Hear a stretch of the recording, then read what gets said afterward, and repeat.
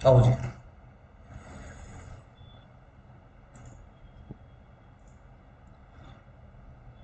Domestic violence, the protection of women from domestic violence act.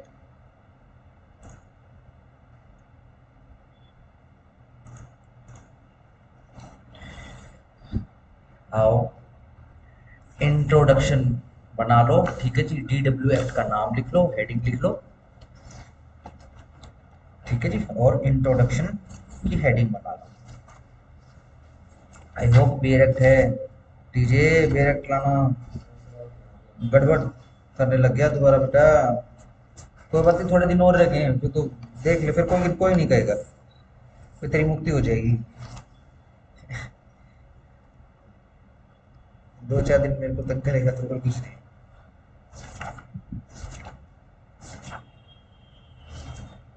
बिना बेरेक्ट के वकील ऐसे ही जैसे बिना बंदूक का फौजी।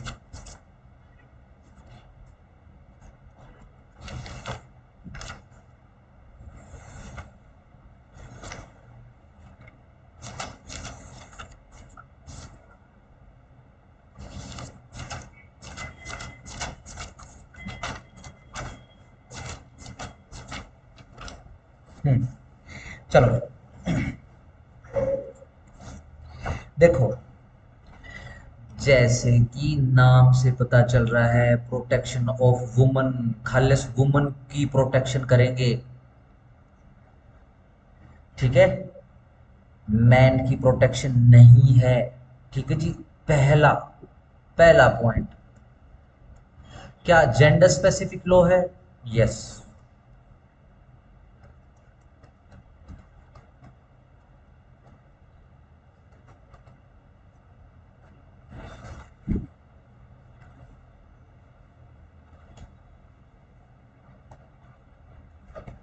ठीक है जी, सही हो गया। पहला पॉइंट बनाओ, इसमें लिखो ऑब्जेक्टिव।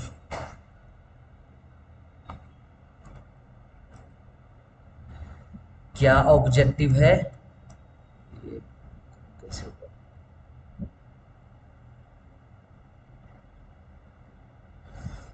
ये कम कैसे हो गया स्केल इसका?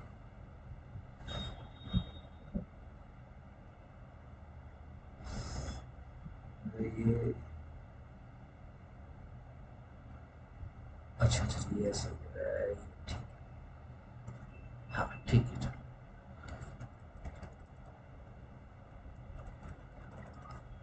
हाँ, देखो, जब हम ऑब्जेक्टिव की बात करेंगे, सिंपल सा ऑब्जेक्टिव है, लिखो जरा। लिखो protection of rights of woman guaranteed under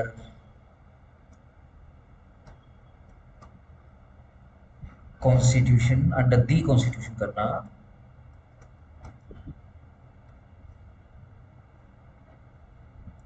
constitution के बाद कोमा, विक्टिम ऑफ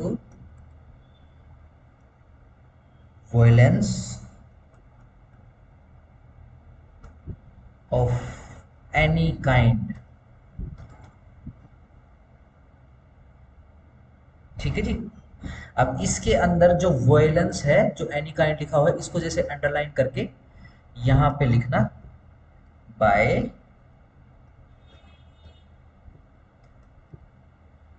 डोमेस्टिक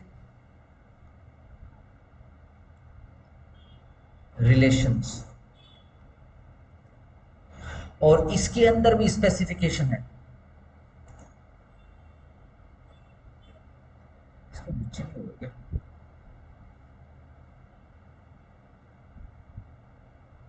चलो, इसके अंदर भी स्पेसिफिकेशन क्या, ये जो डोमेस्टिक शब्द लिखा है, ये किसके तरफ जा रहा है? ये हस्बैंड की तरफ जा रहा है, ठीक है ना। और नंबर 2, हस्बैंड के रिलेटिव्स, यानी किसी भी लेडी के जो हस्बैंड की तरफ के रिलेटिव्स हैं, उनकी तरफ इशारा करता है।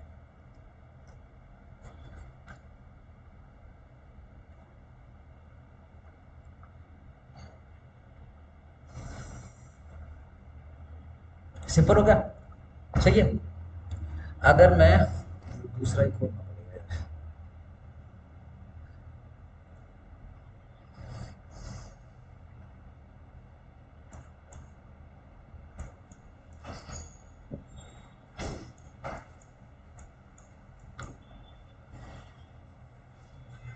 जैसे कि आपकी वो कल वाली क्वेरी जो है ना, वो पेंडिंग रहती है, वो जो था ना सेक्शंस वाला, ठीक है, आज क्लास के बाद, ठीक है ना, बता देना, एक बार रिपीट कर देना, एक सेकंड। देखो जी, ये एक वुमन है, पता है ये वुमन में MAN और MEN कब लगता है, इस बारे में नॉलेज है? ठीक है, तो लिख दूं, एक लिख दूं, ये एक वुमन है, दिखाई दे रहा है या मोटा करो थोड़ा सा? ये, ठीक है जी, चलो जी, ये वुमन का क्या बोलते हैं, पैटर्नल होम है, किसी भी लड़की का पिता का घर, ठीक है जी। ये किसी भी महिला या किसी भी लड़की का मैट्रिमोनियल, विवाह का, विवाह से जो घर बनता है यानी ससुराल, ठीक है, सही। ध्यान रखो दोनों डोमेस्टिक नहीं है, डोमेस्टिक का मतलब क्या होता है, घरेलू, दोनों ही घर है ना, है ना।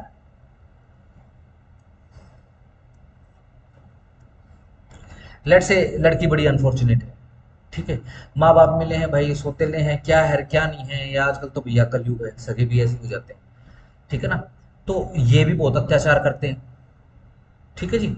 अब क्या हुआ, ऊट पटांग से आदमी से लड़के से शादी करवा दी भाई, ये परिवार भी ऐसा ही है, ठीक हो गया, सिंपल।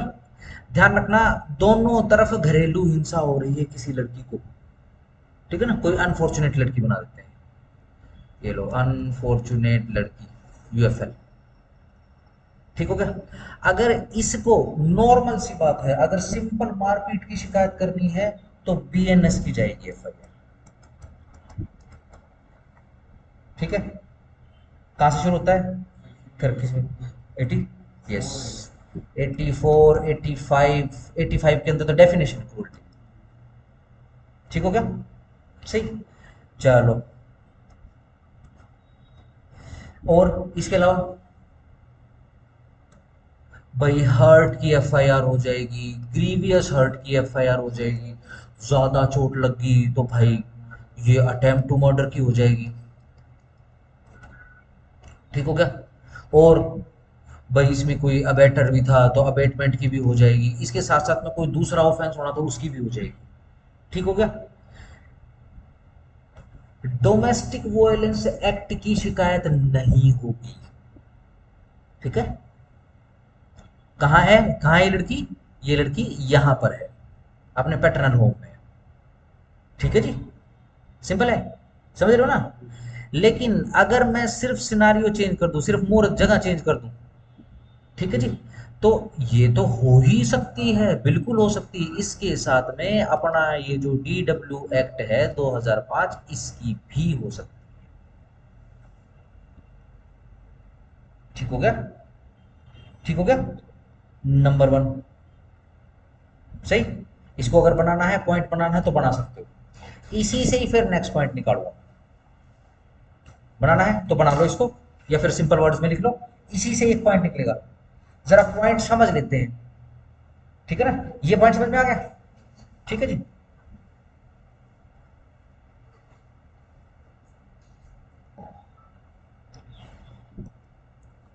देखो जी, अब मैं सीधा मैट्रिमोनियल होम कर रहा हूं, मैट्री होम लिख रहा हूं, सही। कौन कौन घरेलू हिंसा करेगा, हस्बैंड,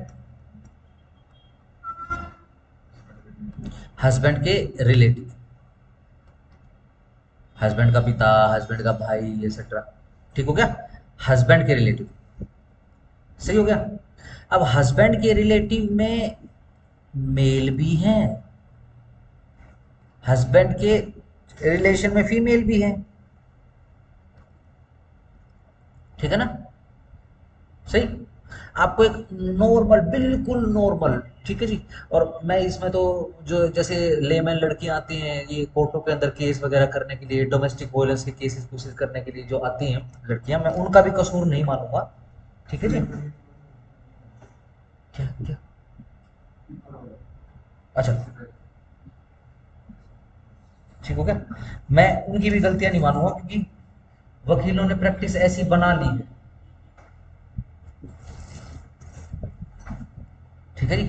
वकील के पास जाएगी लड़की, ठीक है जी। अब उसको ज्ञान नहीं है, वकील बोलेगा अरे आपको न्याय नहीं, आपको तो सब कुछ दिलवा देंगे, ठीक है जी। लड़की हो जाएगी खुश, महिला हो जाएगी खुश।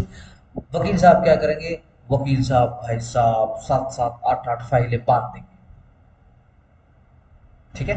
बहुत बहुत रोबोटिक्स या फिर मैकेनिक्स है, मैकेनिज्म है पूरा, ठीक है ना।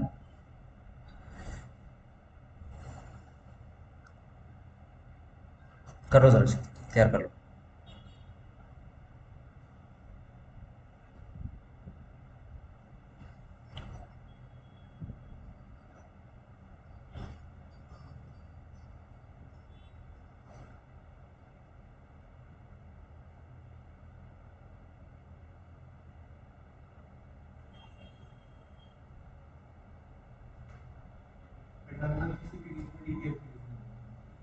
ना, पैटर्नल में डी भी नहीं होगा, ठीक हो गया। अब इसको जरा आगे डेवलप करो। ये बना लिया मैट्रिमोनियल होम में हस्बैंड, हस्बैंड के रिलेटिव, रिलेटिव के अंदर मेल, मेल रिलेटिव और फीमेल रिलेटिव।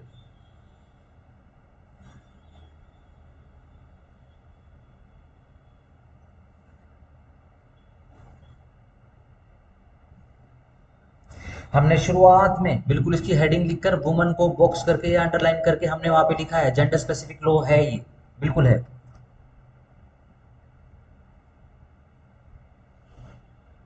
बना लिया। चलो, चलो कोर्ट चलते हैं। देखो, ये अपना हिंदू मैट्रिमोनियल लॉज, ठीक है ना, हिंदू मैरिज एक्ट जैसे कि, ठीक हो गया। साथ में ये डोमेस्टिक वायलेंस एक्ट, इसके साथ में Hindu adoption and maintenance act, उसके साथ में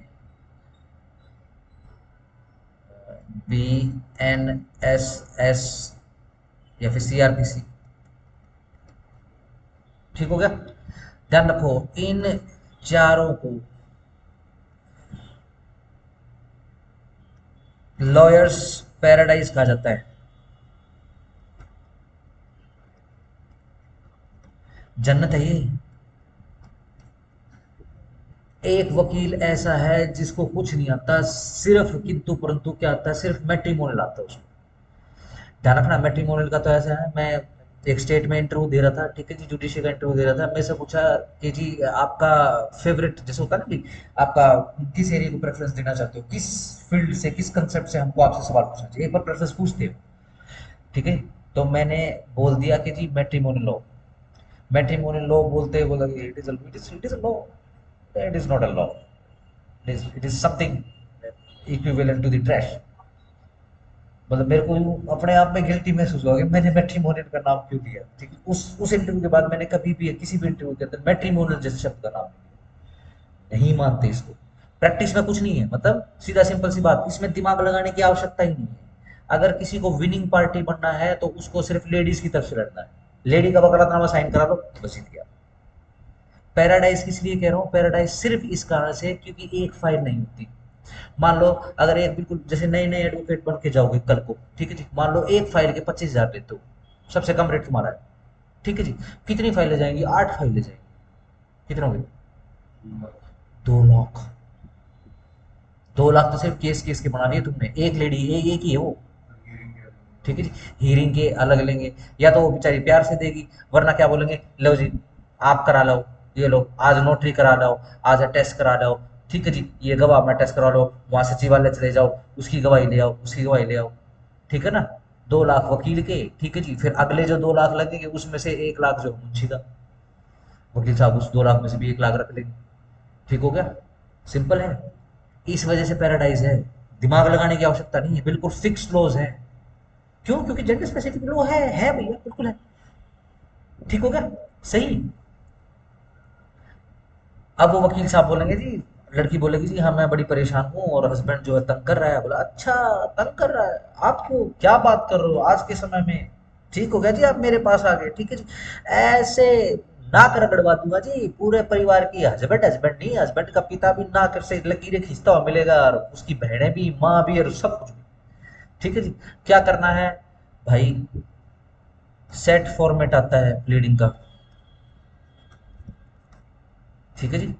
इन्हीं केसेस के कारण इस एक्ट और इस एक्ट से जनित ये जो पैराडाइज वाले केसेस है, उसके लिए सुप्रीम कोर्ट ने स्पेसिफिक ये बोला था आज से 4 साल पहले, मेरे को याद आ रहा है क्या, कि भाई ऐसा क्या होता है कि हिंदू जो होते हैं, हिंदू फैमिलीज होती हैं, वो लड़की की शादी को सारे रेपिस्ट बन जाते हैं।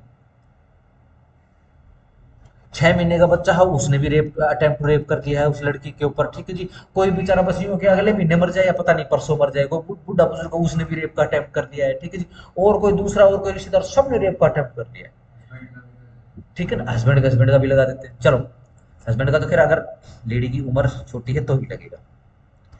ठीक है, चलो। लड़की क्या बोलेगी? बिल्कुल जी, ना को चने चबवा देना उनके, हाँ, लेकिन पैसे लगेंगे जी, पैसे की चिंता मत करो जी। ठीक है ना?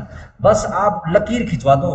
ठीक है ना? अरे लकीर कह रहे हो, जीरो काटा खिलवा देंगे मैडम, क्या बात कर दी आपने। ठीक है, चलो आ जाओ। ये लो जी। मारपीट का केस। ठीक है, चलो। ऊपर से हिंदू मैरिज एक्ट के अंदर भाई सेक्शन 11 का केस हो गया, 12 का हो गया, 13 का हो गया, 13A का हो गया, बी का हो गया। ठीक हो गया? इनमें से कोई एक फाइल हो, या इनमें से दो तीन फाइलें भी हो सकती हैं। तीसरा, ध्यान रखना, जब कोर्ट जाओगे तो सीनियर नहीं बताएगा आपको, वो कोई भी आपको ऐसी बात नहीं बताएगा 5-6 साल तक जिससे उसकी प्रैक्टिस कम हो जाए और आपकी तरफ शिफ्ट हो जाए। चलो, इसके बाद भाई सेक्शन 24-25 की फाइल मंडेट है, ये तो बनेगी ही बनेगी। मेंटेनेंस, अगर बच्चे हैं चौथी, तो सेक्शन 26 हिंदू मैरिज एक्ट की फाइल बनेगी। ठीक हो गया? चलो, इसके बाद आ जाओ, कहाँ गया, हाँ। इसके बाद आ जाओ हिंदू अडॉप्शन मेंटेनेंस एक्ट। वहां पर भी मेंटेनेंस के प्रावधान है। ठीक है जी। अब जरूरी थोड़ा ना हस्बैंड हस्बैंड से लेंगे, हस्बैंड की प्रॉपर्टी से भी तो लेंगे। बिल्कुल लेंगे, क्यों नहीं लेंगे। ठीक है जी। सेक्शन 18, 19, 20। ठीक हो गया? सही। फिर ये लो जी, सीआरपीसी या फिर बीएनएसएस लिख देता हूँ मैं। बीएनएस का अब सेक्शन 144, सीआरपीसी का 125 होता था मेंटेनेंस का। ठीक है जी। वो डलेगी, डलनी डलनी है, मंडेट है। फिर 7, कौन सा? डोमेस्टिक वायलेंस एक्ट का। ठीक है ना? इसमें भी मेंटेनेंस के प्रावधान है। ठीक है जी। इसमें तो रेजिडेंस तक के प्रावधान है कि उसको घर भी लेकर दिया जाएगा। ठीक है। अपनी जो महिला आयोग की जो प्रेसिडेंट है थी, जिन्होंने अभी रिजाइन डाला है, ठीक है ना, उनका बहुत फेमस वीडियो यूट्यूब पे फ्री में अवेलेबल, जरूर देखना। इस एक्ट में जरूर देखना। ठीक है, सही। जब तक जो एक्ट चलता है, 2-3 दिन छोटे छोटे बेर एक्ट है, ठीक है, यूट्यूब के ऊपर सर्टेन सर्टेन वीडियोस हैं, ठीक है ना, उनको देख लिया करो। ठीक है, बहुत मदद मिल जाएगी, तुमको कार्यवाही का पता चल जाएगा। सही। चलो जी। देखो भैया, वैसे पूछ रहा हूँ कॉमन सेंस से, चाहे लड़का चाहे लड़की, चाहे लड़का कसूरवार है या लड़की कसूरवार है, या कोई भी कसूरवार नहीं, कसूरवार वकील है। ठीक है, कोई भी सिस्टम। मेरे को सिंपल एक चीज सोच के बताना, कल को शादियां होनी है, ऐसा तो कोई नहीं है जिसकी शादी नहीं होगी। ठीक है, शादियां होंगी। क्या लगता है, एक बार किसी मैट्रिमोनियल घर के अंदर, वैवाहिक जीवन के अंदर एक बार यदि कोर्ट कचहरी घुस जाए तो बचेगा वो? सोचो। ध्यान रखना, 99% तुम्हारा जो स्पाउस है वो एडवोकेट ही होगा। 99%। और कौन शादी करेगा? और कौन करेगा? ना भाई, नहीं, ये तो भाई कोर्ट में खड़ा रहेगा, कोर्ट में खड़ी नहीं भाई नहीं, हम तो डर लगा भाई, हम नहीं करते। ठीक है जी, ये मैं वैसे कह रहा हूँ, ठीक है ना। तुम्हारी लगभग लगभग शादी वकील के साथ ही होगी, वो लड़की या वो लड़का वकील ही होगा। ठीक है ना। लड़कों के मामले में तो क्या है कि एक चांस हो सकता है कि भैया आपको नॉन एडवोकेट मिल जाए, लड़कियों के मामले में क्या है, श्योर है लड़का ही ढूंढना, लड़का जो है वकील ही ढूंढना पड़ेगा, और कोई पंगा लेगा ही नहीं। ठीक है ना। सही। देखो अब सीधी सिंपल सी बात है, अगर इतना लड़ाई झगड़ा हो गया, ठीक है ना, ये तो देखो एक ऐसे बच्चे को भी पता है जो बिल्कुल अभी लॉ पढ़ रहा है, उसको भी पता है कि एक बार कोर्ट कचहरी घुस गई तो खत्म है वो घर। ठीक है ना। अब यहाँ कोर्ट कचहरी तो घुस चुकी है, पुलिस आ चुकी है, तो अब क्या है, जो शादी में सामान दिया था कि नहीं दिया तो उसकी भी लिस्ट आ जाएगी।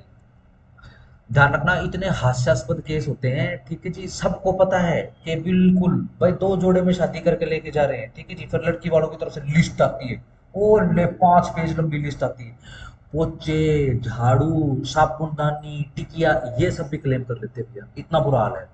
ब्रश क्लेम कर ले, ये पायदान होते हैं ना, पोचे क्लेम कर मतलब जब वो लिस्ट आती है ना, मतलब एक केस ऐसा था, कभी जब हिंदू मैरिज एक्ट कराऊंगा तब आपको बताऊंगा। ठीक है।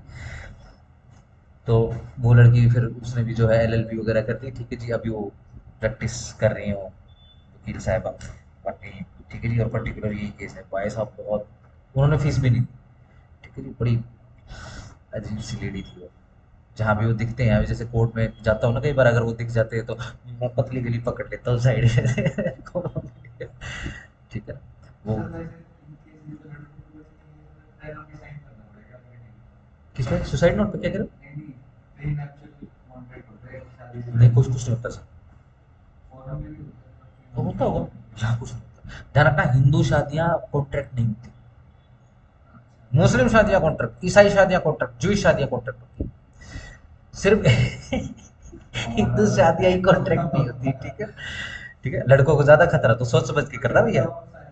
अच्छा, गारंटी किसी की भी नहीं, ना अरेंज की गारंटी ना लव मैरिज की गारंटी, कभी भी सोचो कि भाई लव मैरिज है, सूटकेस सूटकेस तो नहीं, वो ड्राम पैक हो जाता है आजकल। ठीक है। सही। तो देखो लिस्ट आएगी, लिस्ट आने के बाद क्या होगा, अब भाई क्रिमिनल ब्रीच ऑफ ट्रस्ट का केस आएगा कि जी सासू ने मेरे जो है ना गहने वहने जो है रख लिए, ठीक है जी, अब वो दे नहीं रही है। ठीक है जी, क्रिमिनल ब्रीच ऑफ ट्रस्ट का आएगा केस, और भाई दुनिया जान के ये लो, वकील ने सच में, वकील ने सीरियसली ले लिया कि भाई पूरे परिवार की नाक की रगड़वाएगा, उसने तो सीरियसली ले लिया, ये लो भैया रेप का भी केस डाल दिया। 6 महीने से लेकर 6 महीने लास्ट का आदमी भी आ चुका है इसमें। ठीक है। और जब मारपीट का केस है, क्रूरल्टी का केस है, तो भाई साहब ये लो, hurt, grievous hurt, etcetera, BNSS के केसेस भी आ चुके हैं, बीएनएस। सिंपल। सही। इस कारण से यह जो एक्ट है या फिर मैट्रिमोनियल की जो प्रैक्टिस है उसको लॉयर्स पैराडाइज कहा जाता है। ठीक है। मेरी फीस कितनी है, अरे जी मेरी तो इस पूरे लॉयर्स चैम्बर में या पूरे इस बार में मेरी ही फीस सबसे कम है, कितनी है, I do only charge 25,000 for each file, कितने हो गए, 2.5 लाख। ठीक है ना, पर हियरिंग पे कभी उसका खर्चा, अपना नोटरी का खर्चा, ठीक है जी, पर हियरिंग पे एग्जिबिट लगाने का खर्चा, पर हियरिंग पे अटेस्ट करवाने का खर्चा, ठीक है जी, पर हियरिंग पे जी यहाँ जाना है वहां जाना है, ये वकील को जाना है, मीडिएशन में जाना है, मीडिएशन का खर्चा। ठीक है जी। सिंपल। समझ पा रहे हो। ठीक है ना। हाँ भाई देखो, जो लड़की का परिवार है ना, उसकी नाक से तो जीरो का टक खिलवाई देगा। ठीक है। समझ गए। ठीक हो गया, चलो।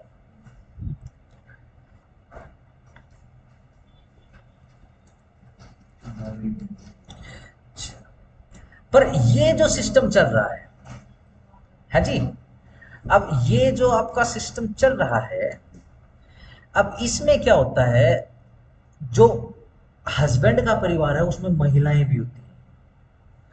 अब सवाल ये उठता है, क्योंकि हमने पहले हेडिंग में, क्योंकि हमने हेडिंग क्या पढ़ी, the protection of woman, woman को हमने बॉक्स करके क्या लिख लिया भाई, जेंडर स्पेसिफिक लॉ।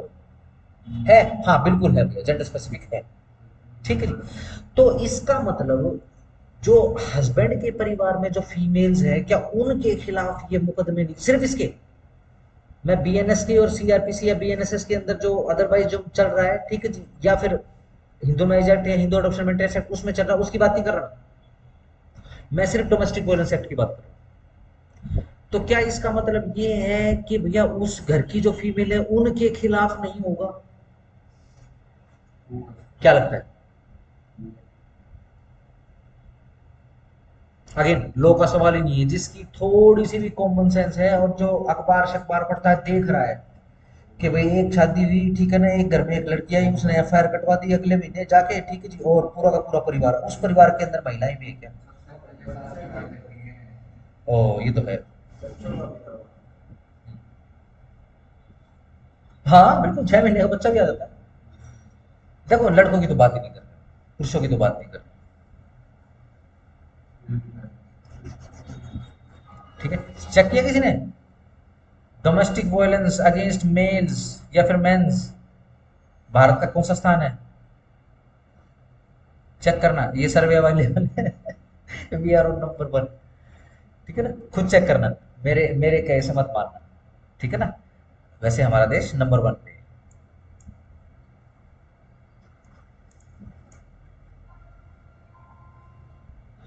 ठीक है जी। तो फिर आप क्या करोगे, इस डायग्राम के अंदर लिखोगे includes both, includes both, husband की तरफ से मेल रिश्तेदार, हस्बैंड की तरफ से फीमेल रिश्तेदार, दोनों के दोनों इंक्लूड है।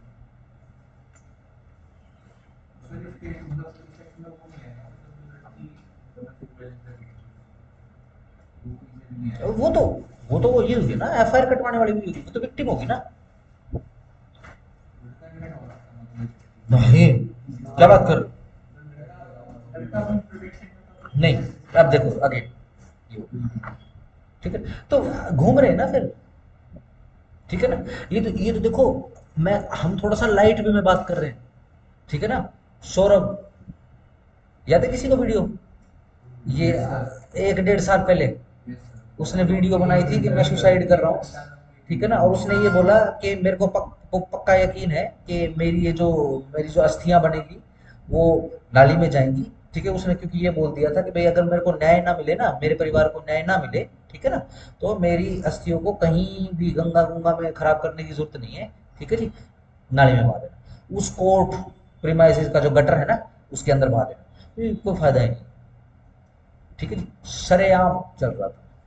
ठीक है जी, और खैर बहुत अनफॉर्चुनेट हुआ उस लड़के के साथ। ठीक है जी, जिस क्योंकि उसने तो जो जज साहिबा थी उसके खिलाफ भी जो है एलिगेशंस लगाए थे, जज साहब को तो प्रमोट कर दिया गया। ठीक है, जज साहिबा को तो प्रमोट कर दिया गया। ठीक है, उसको उनको तो प्रमोशन मिल गई। उसकी जो वाइफ है, ठीक है ना, अब भैया रोते रहो, अब तो रोते रहो, अब तो पकड़े गए हो, पूरा परिवार पकड़ा गया, लेकिन रोते रहो, अब क्या फायदा? ठीक है ना, इतना ब्रिलियंट माइंड, ठीक है जी, जो इंजीनियर था वो लड़का, ठीक है जी, लाखों में सैलरी थी। ठीक है ना, तो और इसके बाद तो नंबर ऑफ वीडियोस ऐसे आ चुके हैं। ठीक है, और ये तो वो वीडियोस हैं या फिर ये तो वो इंफॉर्मेशन है जो न्यूज़ कवर कर लेता है। वो गांव देहात के अंदर, ठीक है जी, चुपचाप लड़का मर गया, सुसाइड कर ली, या आपस में ड्राम पैक हो गया, ठीक है जी, सीमेंट पैक हो गया। ठीक है जी, ये बहुत सारे केसेस हैं जिसकी कोई खोज खबर नहीं है। अगर कोई जिम्मेदार देश होता, ठीक है ना, तो इस लॉस के अंदर बहुत ही ड्रास्टिक और बहुत ही मतलब क्या कहूँ, मतलब up and down, inside and outside सब कुछ चेंज होगा। देखो सीधी सिंपल सी बात है, अगर कोई बोले कि भाई जेंडर स्पेसिफिक लॉज है तो क्या कॉन्स्टिट्यूशनल है? Yes it is. आर्टिकल 15-16 है हमारे पास, वो स्टेट को फ्री करते हैं कि भाई आप जो बच्चों और फिर महिलाओं के लिए एक सर्टेन प्रोविजन बना सकते हो। ठीक है जी, डीपीएसपी में लिखा हुआ है, महिलाएं और बच्चे स्पेसिफिक लिखा हुआ है कि भाई इनके उत्थान के लिए आपको करना पड़ेगा। ठीक है ना, तो कॉन्स्टिट्यूशनलिटी पे भी सवाल नहीं उठेगा, तो किस किस ग्राउंड पे चैलेंज करोगे? कोई बात नहीं। देखो ये तो केसेस ही है, केसेस चाहे सिविल हो चाहे क्रिमिनल हो, एक पार्टी विक्टिम होती है, एक पार्टी रॉन्ग डूअर होती है, सीधी सिंपल सी बात है। देखो मैं तो फिर वही जनरल वाली बात करूँ भाई, 130 करोड़ लोग हैं, मान लो उसमें से अगर 10,000 लोगों ने भी एक साल में सुसाइड कर ली तो क्या देखें, तो परसेंटेज क्या है? ये तो क्रांति की बात कर रहे हैं हम। क्रांति में तो करोड़ों लोगों को शामिल होना पड़ेगा। ठीक हो गया? कैसे चैलेंज कर सकते हो? कॉन्स्टिट्यूशनलिटी पे चैलेंज कर सकते हो, एब्सोल्यूट कॉन्स्टिट्यूशनल है। सिंपल हो गया। ठीक है जी, इसके अलावा क्या कराऊंगा, इसके अलावा कोई, क्योंकि कोई लॉ कॉन्स्टिट्यूशनल है नहीं है, कोई लॉ लॉ है या नहीं है, कॉन्स्टिट्यूशन के अंदर आर्टिकल 13 में दे दिया है। ठीक है जी, किस हिसाब से चैलेंज होगा? अगर लॉ है तो भैया लॉ के अकॉर्डिंग ही जो अमेंडमेंट होते हैं उसके अंदर अकॉर्डिंग होगा। अमेंड कैसे होगा? कॉन्स्टिट्यूशन के अंदर दिया हुआ है, अगर उसमें फॉल नहीं हो रहा तो फिर खत्म बात, किस्सा खत्म, चाहे कुछ हो रहा हो इसकी बात, कोई फर्क नहीं पड़ता। ठीक हो गया? सही। चलो, इसके अंदर दोनों शामिल होगी। जरा केस लॉ का नाम लिखो इस पॉइंट के ऊपर, और स्टार लगा लेना, बहुत इंपॉर्टेंट है। लिखो Krishna Bhattacharya ji, Krishna Bhattacharya ji versus Sarathi Chaudhary and another, Sarathi Chaudhary and another, 2016 supreme court.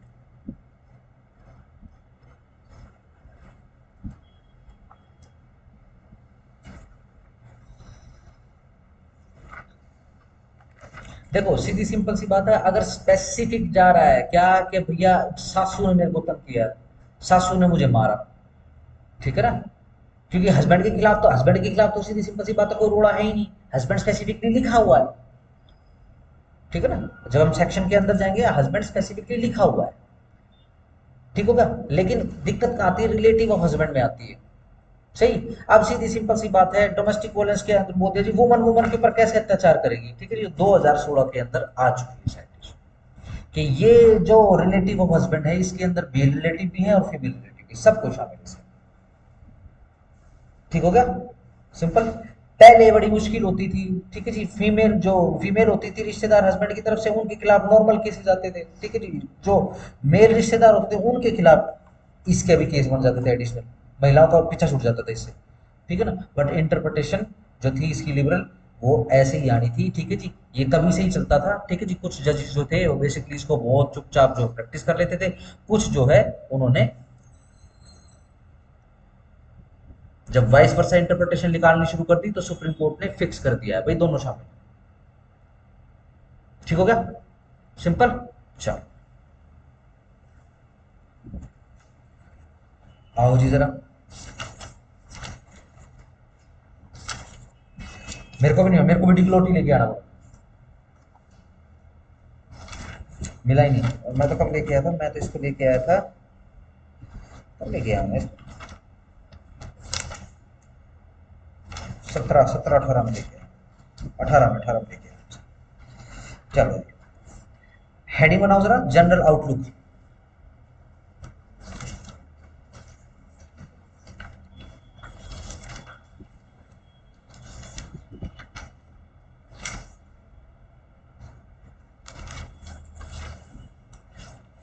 मिला? जरा कंटेंट पे आ जाओ डायरेक्टली। देखो जरा, कोई पार्ट जैसी चीज है क्या? नहीं है। सिंपल। चैप्टर्स रोमन में लिखोगे, एक से लेकर, देखो जरा कितने हैं, एक से लेकर 5। रोमन में लिखोगे, इंग्लिश में, इंग्लिश या फिर हिंदी में नहीं लिखोगे। ठीक हो गया? सेक्शंस, नेक्स्ट पॉइंट में देखो जरा सेक्शन कितने हैं, एक से लेकर 37। जिसके पास लेटेस्ट है उसमें भी 37 ही है क्या? चलो ठीक है।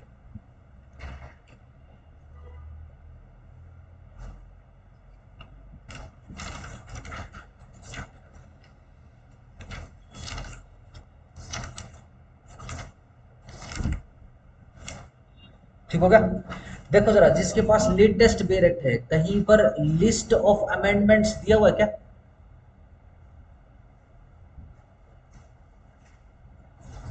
मेरे पास तो डिग्लो टाइप का है, इसमें तो है नहीं। 2019 की आपके पास यूनिवर्सल का है? ठीक ठीक ठीक। एक बार जरा इधर कर दो, क्योंकि इसमें इंट्रोडक्शन होगा, मेरे वाले में इंट्रोडक्शन नहीं है। हाँ हाँ हाँ हाँ हाँ हाँ हाँ। चलो इसको भी फटाफट कर लेते हैं।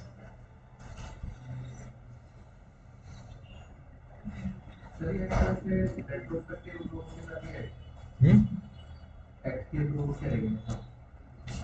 देखो देखो, आपको अगर इसकी अप्रोच का पता करना है तो सीधा सिंपल है, किसी भी बेरेट को, ये हर बेरेट के ऊपर है, आपको पता करना पड़ेगा कि बेरेक्ट सब्सटेंशियल है, सब्सटेंटिव है, या फिर प्रोसीजरल है।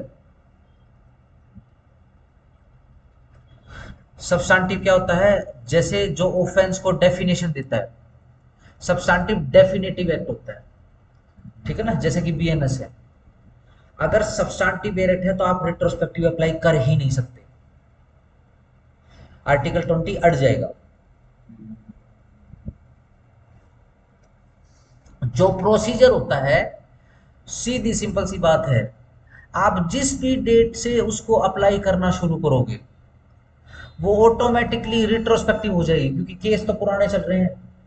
जैसे बीएनएसएस चल गया, नया प्रोसीजर चल रहा है, लेकिन केस कौन से हैं? केस आईपीसी के चल रहे हैं। ठीक हो गया, इसमें इशू नहीं होता। यह जब जरूरत पड़ती है यह रेट्रो भी हो सकता है, जब जरूरत पड़ सकती है यह प्रोस्पेक्टिव भी हो सकता है। सब्सटेंटिव फिक्स रहता है, ध्यान रखना, सब्सटेंटिव फिक्स रहेगा। क्यों? क्योंकि आर्टिकल 20 से सो।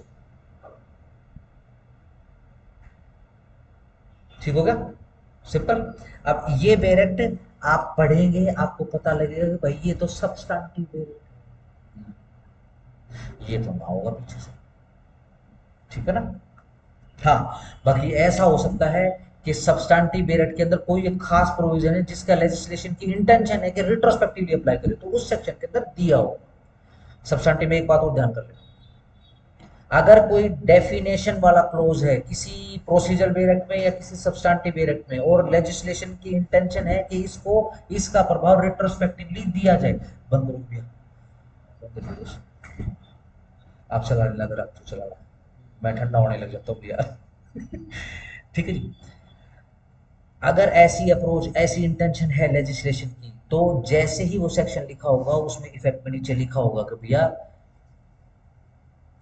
जैसे अपना इसी के अंदर ही मैं आपको बता दूंगा, जैसे आया ना कभी विद इफेक्ट फ्रॉम, जैसे होता है हर बेरेक्ट के अंदर पॉइंट के नीचे विद इफेक्ट फ्रॉम ऐसे लिखा होता है, तो वहां पे क्या लिखा होगा?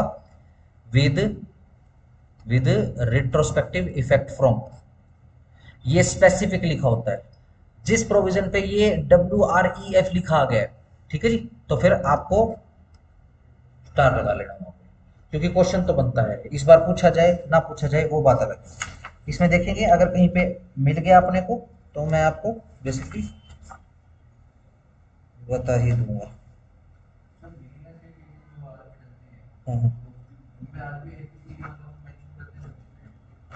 बीएनएसएस के केसेस, उसमें आईपीसी क्यों डलेगा? उसमें नहीं डलेगा, नहीं कोई जरूरत नहीं। क्या जरूरत है? जो पुराने केस चल रहे हैं उनमें चलेगा ये मामला, ठीक है ना? सही है, चलो जरा अमेंडमेंट की हेडिंग बनाओ। सो फार लिखो अमेंडमेंट्स, इसी के अंदर नेक्स्ट पॉइंट बना लो अमेंडमेंट्स, इसमें लिखो सो फार वन अमेंडमेंट, 2019 वाली। कौन सी? वही Jammu and Kashmir regulation act.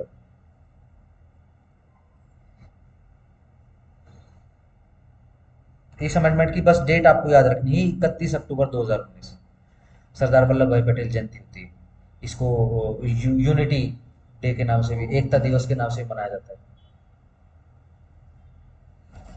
ठीक है जी, नेक्स्ट हेडिंग बनाओ जरा। आज एक काम करना, ये देखो 2005 में आया है ये पे, ठीक है ना? ये 90s की है ना, 1990 से लेकर 2000 2005 तक की, कोई जैसे मूवीज वगैरह सर्च करना, इवन जैसे लोकल लेवल पे नाटक बनते थे ना, ठीक है ना, जैसे अपने यहाँ लोकल कैसेट्स वगैरह छपती होती थी, ये बनती होती थी, ऐसी ही मूवी बनती थी। ठीक है जी, बड़ा गंदा सा बैकग्राउंड म्यूजिक चलता था, डों डों डों डों डों, उसमें कोई जल्लाद सी सासू दिखाते थे। ठीक है जी, अब वो क्या करती है, अपनी सासू, उसको सासू को अपनी बहू को पकड़ती है, उसको जला देती है, उसका हाथ उसमें गर्म पानी में डाल दिया, और पता नहीं ऊट पटांग सी, कादर खान को उसके अंदर वो कॉमेडियन सा रोल करता रहता, अनिल कपूर हीरो होता था। हाँ, और अनिल कपूर लगभग इन मूवीज में होता था, बेटा लाडला डालडा, पता नहीं कौन कौन सी मूवी होती थी भाई, बड़ी गंदी स्टोरी होती थी, मतलब ऐसा लगता था कि भाई साहब इंडियन सासूज आर ब्रुटल, मतलब वो तो बच्चर्स है, तो कसाई। ठीक है जी, फिर थोड़ी सी वाइस वर्सा मूवी बनती थी, क्योंकि फिर बॉलीवुड में स्टोन प्लेटिंग होने होने लग जाती थी, अगर तुमको तो सासुएं खराब दिखती, फिर वो एक आदमी बहू को खराब दिखा देते थे, उसमें सासू बहुत तबला होती थी, सासू की पिटाई चल रही हो, बूढ़ी की बेचारी की, वो बहू मार रही है उसको, देखो नहीं देखो नहीं, उसको घर से बाहर निकाल दिया, सासू घर में पोछा मार रही है। ठीक है जी, उन सब मूवीज में भी कादर खान, पता नहीं कादर खान की ड्यूटी लगी हुई थी भाई इस तरीके के काम करने। सही देखना जरा, उस समय की कालखंड की मूवियां देखना। ठीक है जी। अच्छा, ये तो चलो ठीक है, अब लो बन गया है, ये नहीं कहा जा रहा है किसी भी सूरत में कि भाई ऐसा ऐसा एट्रोसिटी हुई ही नहीं है, बहुओं के ऊपर हुई है।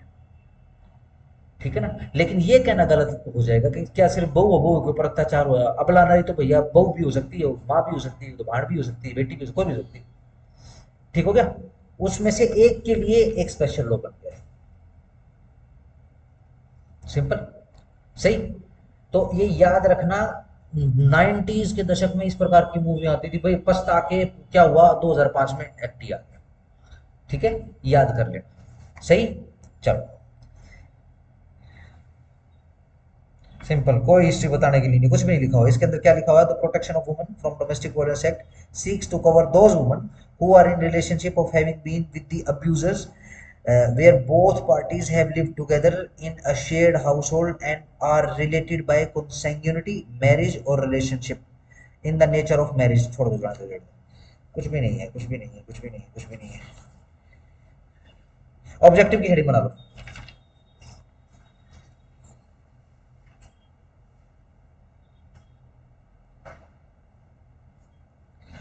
नंबर वन ऑब्जेक्टिव लिखो, टू प्रोवाइड अ डेफिनेशन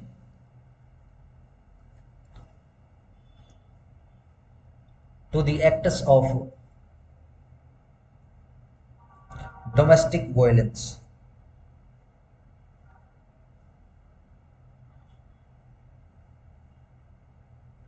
ठीक है जी, नंबर टू लिखो इसी में ही, to provide an exhaustive definition, an exhaustive, या फिर कंप्लीट, अगर एग्जॉस्टिव ना लिखो तो कंप्लीट लिख लो, complete definition to the terms harms, HARMS, harms, comma injuries.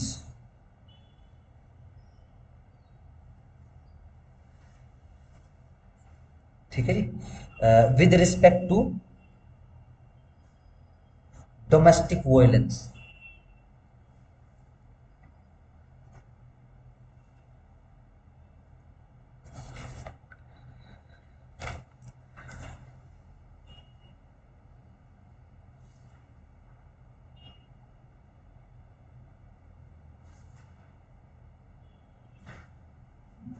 Next करो जरा, to initiate a definition to the term abuse।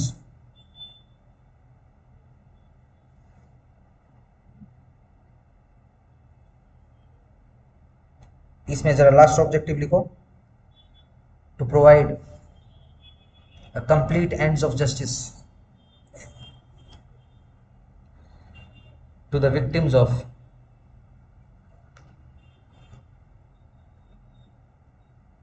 domestic violence।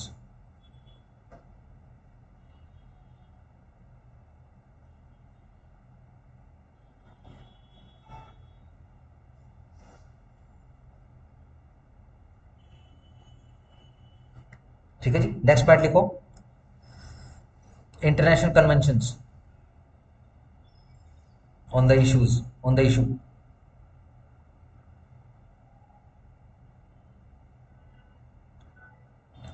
पहला लिखो Vienna, VIENNA, Vienna accord.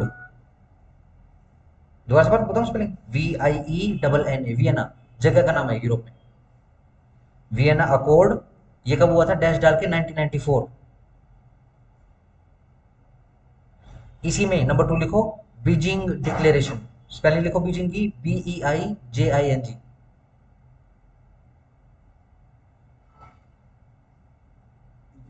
Beijing, BEIJING, Beijing declaration 1995।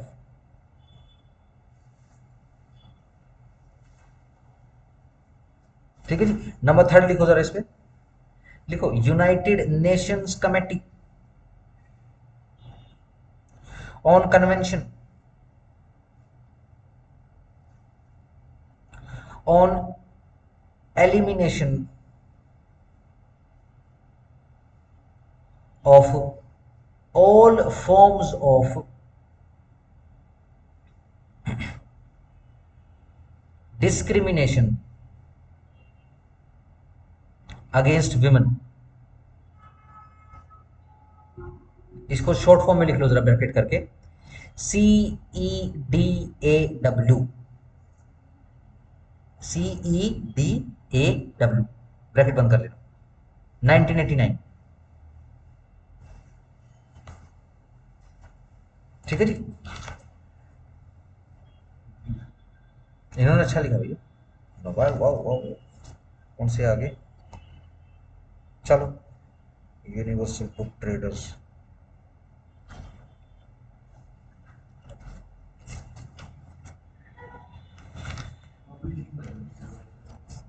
ये थैंक यू भूषण जी। सही, देखो ध्यान रखना, बच्चों का जो भी कंपटीशन के अंदर आते हैं उनका एक मेन कंसर्न होता है, मेन कंसर्न में से एक मेन कंसर्न क्या होता है कि भाई हम एसेज वगैरह कैसे तैयार करेंगे। ठीक है, ये देखो अभी आप पूरे एक प्रस्ताव से होकर गुजरे हो, ठीक है ना। देखो जब कंपटीशन लेवल के ऊपर ऐसे लिखा जाता है, ठीक है जी, तो वो वाले ऐसे नहीं होते जो हम ये डिग्री डिग्री में या स्कूल काल में लिख के आते हैं, ठीक है ना। आपको कोई भी टॉपिक दिया जाता है, ठीक है जी, उस टॉपिक के ऊपर आप उस टॉपिक के ऊपर आपको इन, आउट, अपसाइड डाउन, ठीक है जी, नेशनल और इंटरनेशनल दोनों पर्पजेस से, यानी दोनों कॉन्सेप्ट या फिर दोनों पर्सपेक्टिव से लिखना पड़ता है और उसको कॉन्क्लूड करना पड़ता है, ठीक है ना। बहुत शार्प माइंडली अगर मैं कहूँ ब्यूरोक्रेटिकली, हाँ तो ब्यूरोक्रेटिकली उसको कॉन्क्लूड करना पड़ेगा, यही होता है ऐसे। ध्यान रखना, वुमेन एम्पावरमेंट सदाबहार टॉपिक है ऐसे का, सदाबहार, ठीक है जी। ये टॉपिक कब से, ये वो जब से ये अपना एसए के जैसे कंसेप्ट जैसे आए हैं मेंस के अंदर, ठीक है जी, तब से चल रहा है वुमेन एम्पावरमेंट, आज तक चल रहा है, ठीक है जी। जब लिस्ट बनाता हूं मैं, ठीक है ना, कि इस साल कौन से एसए आएंगे, तो हर बार शामिल करता हूँ वुमेन एम्पावरमेंट। सही, देखो प्रियम्बल के अंदर इसमें क्या लिखा कि भाई हालत बहुत खराब थी, ठीक है जी, और सिर्फ देश देश में नहीं पूरी दुनिया के अंदर जो है वुमेन्स के इसमें एट्रोसिटीज चल रही हैं, ठीक है जी। अब क्या है, पुराना समय निकल गया है, जो समय निकल गया है उसको तो देखो चेंज किया नहीं जा सकता, लेकिन अब जो है प्रयास हो रहा है, ठीक है जी, पूरे इंटरनेशनल लेवल पर प्रयास हो रहा है। 1989 से कहानी शुरू हो रही है, ठीक है जी, 1989 से कहानी शुरू होती है, फिर 1994 में वियना कोड होता है, फिर 1995 में बीजिंग डिक्लेरेशन होती है, उसके बाद जो है पूरी दुनिया के अंदर जेंडर स्पेसिफिक लॉज आते हैं, ठीक है जी। अब पूरी दुनिया के अंदर तो नहीं पता, अब हमारे देश में क्या हुआ, ये लो जी 2005 का एक्ट आ गया। अगर मैं कहूँ क्या वुमेन एम्पावरमेंट में सहायता करी इस एक्ट ने, बताओ। बिल्कुल करी है, ठीक हो गया, सिंपल, डन, हो गया।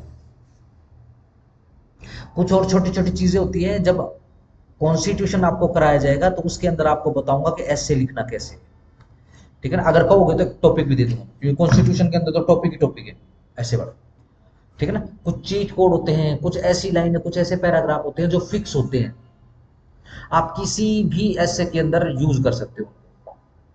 कुछ कोटेशंस होती हैं, ठीक है ना, जैसे किसी महान आदमी ने कुछ कह रखा है तो वो कोटेशन आप यूज कर सकते हो,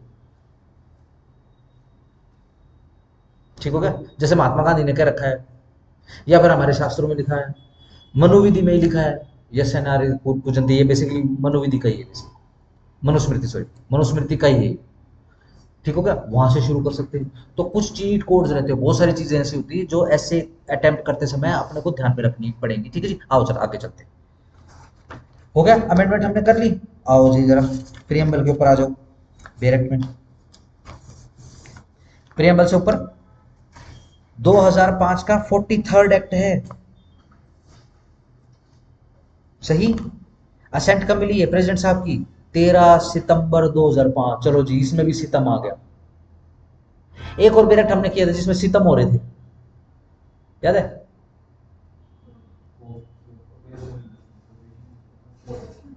S C S T act के अंदर वो भी सितंबर का ही है, बट हाँ साल बदला हुआ है, वो 2005 का नहीं है।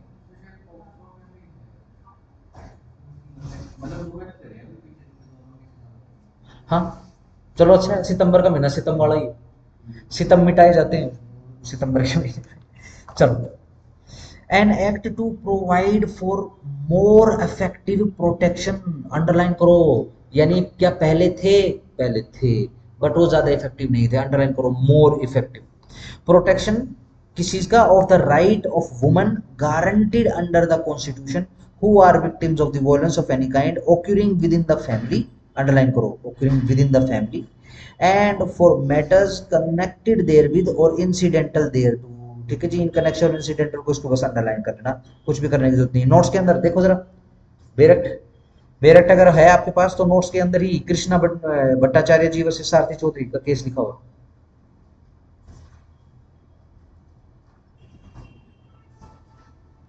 प्रियम्बल के ठीक नीचे बेरट पे, इसमें नहीं है, चलो फिर जान दो, कोई बात नहीं। लिख तो दिया, लिखवा चुका हूं आपको, सही। चलो, 56th year of republic of India, 56th republic को अंडरलाइन कर लेना। आओ जी, chapter 1 preliminary short title extent commencement, this act may be called the,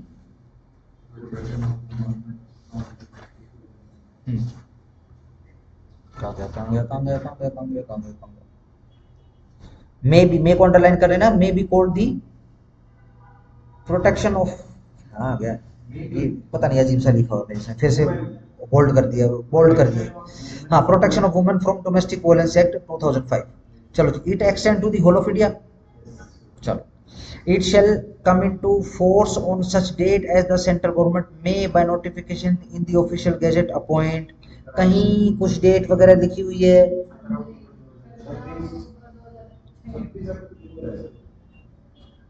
कहाँ है? मेरे वाले में तो नहीं है। चलो ठीक है, ministry of women and child development notification आ गया है, dated 17 October 2006, published in the gazette of India, ठीक है जी, 17 अक्टूबर 2006। चलो जी, आ गया, सिंपल सिंपल सिंपल, हाँ जी यही है। Central government hereby appoints as the date on which said act shall come into force, ये है जी भैया, ये 26 अक्टूबर है, 26 अक्टूबर को अंडरलाइन कर लेना। मेरे वाले बैरेट में तो नोट्स टाइप में कुछ बना रखा है, ठीक है ना, जैसे होता है ना, जैसे नीचे पेज के नीचे जैसे यहाँ पर आ जाता है, मेरे यहाँ पे, ठीक है ना, 26 अक्टूबर करना। ये 17 अक्टूबर तो ये पब्लिकेशन की डेट है, ठीक है जी। आओ जी डेफिनेशन पे आ जाओ। अगर ढंग से डेफिनेशन क्लोज निपटा लिया, पूरा बेरट हाथ में आ जाएगा, ठीक है ना। डेफिनेशन क्लोज करने के बाद जो कार्यवाहियां चलती हैं, ठीक है ना, या फिर एक बार कार्रवाई आपको अदरवाइज बता देता हूं मैं, कार्रवाई कैसे होती है इस पीरियड के अंदर। महिला थाना के विषय में सुना है? महिला थाना, चलो, वुमन पुलिस स्टेशन। अगेन पहले ये एक्ट वजूद में आता है, ठीक है जी। इस एक्ट के वजूद में आने के बाद वुमन पुलिस थाने वजूद में आते हैं, ठीक है जी। चलो देखो जनरली जनरली क्या होता है, ठीक है। अगेन स्पेसिफिक नहीं, एक बार पहले आपको जनरल बता देता हूं, स्पेसिफिक तो हम बेरट के साथ साथ करेंगे। पहले क्या होता था भाई, पुलिस के पास जाना पड़ेगा, ठीक है। अब पुलिस के पास जाने में मुसीबत, पुलिस के लिए भी मुसीबत, और भाई वो जो विक्टिम है उसके लिए तो मुसीबत है ही है, ठीक है जी। ध्यान रखो, एक महिला किस समय थाने में अपीयर हो सकती है?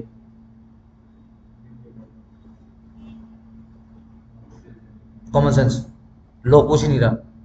दिन के उजाले में, अंधेरे में महिला थाने में नहीं जाएगी। अगर महिला थाने में अंधेरे में जाती है तो पूरे पुलिस थाने को जवाबदेही उठानी पड़ेगी, रिस्पॉन्सिबिलिटी लेनी पड़ेगी। अगर नहीं आया जवाब, अगर कोई जस्टिफिकेशन नहीं आई, तो ध्यान रखना थाना नपेगा। ठीक हो गया? सही। मुसीबत क्या है कि भाई साहब 2005 में तो देखो किसी बिरला बिरला के हाथ में मोबाइल फोन होते थे, आजकल तो ठीक है ना, अब बेसिक नीड के जैसे हो गया। उस समय नहीं होता, ठीक है जी। तो क्या होता था भाई, मान लो किसी लेडीज को रात बिरात को जरूरत पड़ गई पुलिस की, तो क्या करे? वो भागती थी थाने में, सही। यस। अब वो थाने में भाई साहब, वो थानेदार सो रहा है, क्या कर रहा है क्या नहीं कर रहा है, नोबडी नोज। है तो इंसानी वो भी। ठीक हो गया? भाई रात को एफआईआर लिखी गई है कि नहीं लिखी गई? लेट से इमरजेंसी केस आ गया, लेट से उसको कुछ चक्कू लगा हुआ है या फिर चोट लगी हुई इसको महिला को, और वो वहां पे तड़प रही है। डन, समझ पा रहे हो? चलो बड़ा शहर हो गया, बड़े शहर का सबसे बड़ा थाना हो गया, ठीक है भैया, 24 घंटे खुला रहेगा, लाइट जली रहेगी और टेबल के ऊपर कोई बैठा रहेगा, चाहे बैठ के सो रहा हो, बैठा जरूर मिलेगा। लेकिन गांव देहात में और जो लंबी लंबी अंदर अंदर जो गहरी गहरी तहसीलें होती है, उनमें क्या करोगे? ठीक हो गया? सिंपल। तो क्या होता था भाई, पुलिस के पास जाना पड़ता था और एफआईआर कटवानी पड़ती थी, ठीक है ना। अब एफआईआर कब कटती है, कितना डिले होता है, कितना डिले नहीं होता है, ठीक है जी, ये हर किसी वकील को पता है, ठीक है जी। चलो हो गया। एफआईआर कटने के बाद सीधा सिंपल प्रिलिमिनरी इन्वेस्टिगेशन होती थी, ठीक है जी। प्रिलिमिनरी इन्वेस्टिगेशन के अंदर जो है, अरे भैया सिस्टम चल रहा है, भाई अरेस्ट हुआ, अरेस्ट नहीं हुआ, ठीक है जी। पुलिस की चार्जशीट जो है वो अपना लटक रही है, ठीक है जी। 90 दिन के ऊपर, 90 दिन के ऊपर 90 दिन हो चुके हैं, ठीक है जी। कोई चार्जशीट चूरशीट नहीं आ रही है। चलो, जो झूठे पूठे केस हैं उनका तो मान लेते हैं, चलो भाई ठीक हुआ। लेकिन अगर इनमें जो सच्चे केस हैं, और सच में जिस लेडीज को अब्यूज प्राप्त हो रहा है, जिसकी जिंदगी खत्म के लगभग हो गई है, जिसके साथ बहुत अन्याय हो चुका है या जाति हो चुकी है, उसका क्या? ठीक हो गया? तो जो पुराना सिस्टम था वो सफिशिएंट नहीं था, इस कारण से नया लॉ लेकर आया गया है। ठीक हो गया? ध्यान रखना, ये जो पे एक्ट है आपका, ये सब्सटैंटिव भी है, यह प्रोसीजरल भी है। तो इस पे एक्ट के अंदर आपको चेक करना पड़ेगा किस प्रोविजन की आप अप्रोच की बात कर रहे हो, ध्यान रखना। सही। तो एक स्पेशल एक्ट लेकर आया गया है, सबको पता है, लेजिस्लेशन को भी पता है कि भाई एफआईआर लॉज होने में समय लग जाता है। अब पहले ही टाइम पर डिले होता चला जाता है, इसलिए चार्जशीट आने में समय लग जाता है, ठीक है जी। अब ये समय लगने से क्या होगा? समय लगने से घर तो देखो खराब हो गया, मैट्रिमोनियल घर तो खत्म हो चुका है, ठीक है जी। डन हो गया। अब क्या है, मैं कहूँ घर तो खराब ही हो गया, अगर मैं कहूँ मैरिज इंस्टीट्यूशन का क्या है, द इंस्टीट्यूशन ऑफ मैरिज, ये भी खतरे में आ जाएगा अगर इस तरीके से डीले होगा तो, ठीक है ना। एक समय ऐसा होता था लड़कियां शादी करने से घबराती थी, ठीक है जी। अब वाइस वर्षा हो गया, ठीक है ना। अब पता नहीं भैया इन अबलाओं के लिए, इन अबलों के लिए कुछ आएगा नहीं आएगा, इस बात की कोई गारंटी नहीं, देखो महिलाओं के लिए तो आ गया है, ठीक है ना। सही। अगर लेट से शादियां होनी ही कम हो जाए तो ध्यान रखना, जो लॉ बनाया गया है, अब जैसे हिंदू मैरिज एक्ट बना दिया, हिंदू मैरिज एक्ट आने के बाद क्या हुआ, शादियां का ग्राफ गिर गया, तो खत्म, पर्पस खत्म हो जाएगा। क्या प्रूव हो जाएगा कि ये जो एक्ट है ये इंस्टीट्यूशन ऑफ मैरिज के ही खिलाफ है। सही, जैसे इस एक्ट के खिलाफ प्रूव हो रहा है। ठीक है जी। क्या करते हैं लड़के भैया, बसते हैं भाई शादी रहने दो, मत करो। ठीक है जी। वो वृंदावन में प्रेमानंद महाराज जी पर लाइन लगी हुई लड़कों की।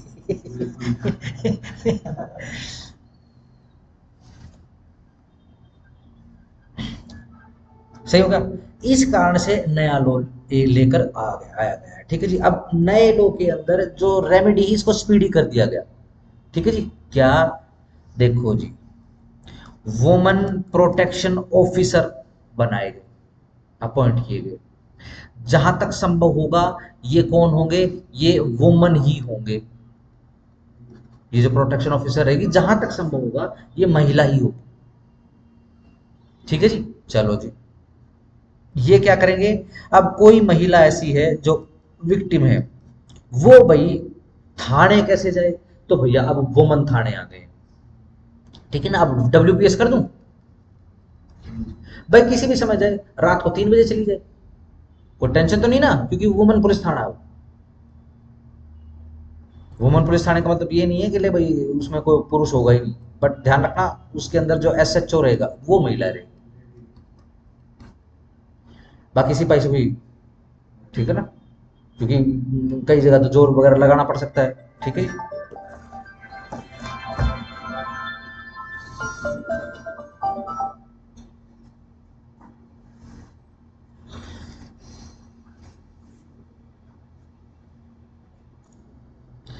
अब देखो जी, ये जो महिला है जो कि विक्टिम है डोमेस्टिक वायलेंस की, वो चाहे थाने में जाकर FIR कटवाए या फिर सीधा सिंपल जो है कंप्लेंट कर दे। किसको, ये जो वुमन प्रोटेक्शन ऑफिसर है। ठीक है जी।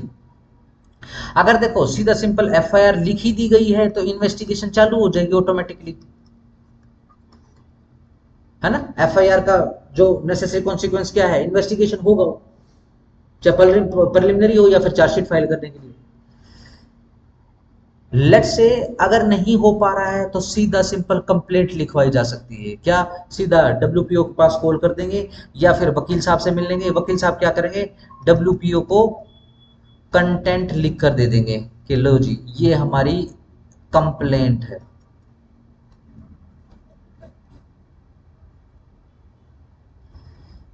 ठीक हो गया, सिंपल। चलो,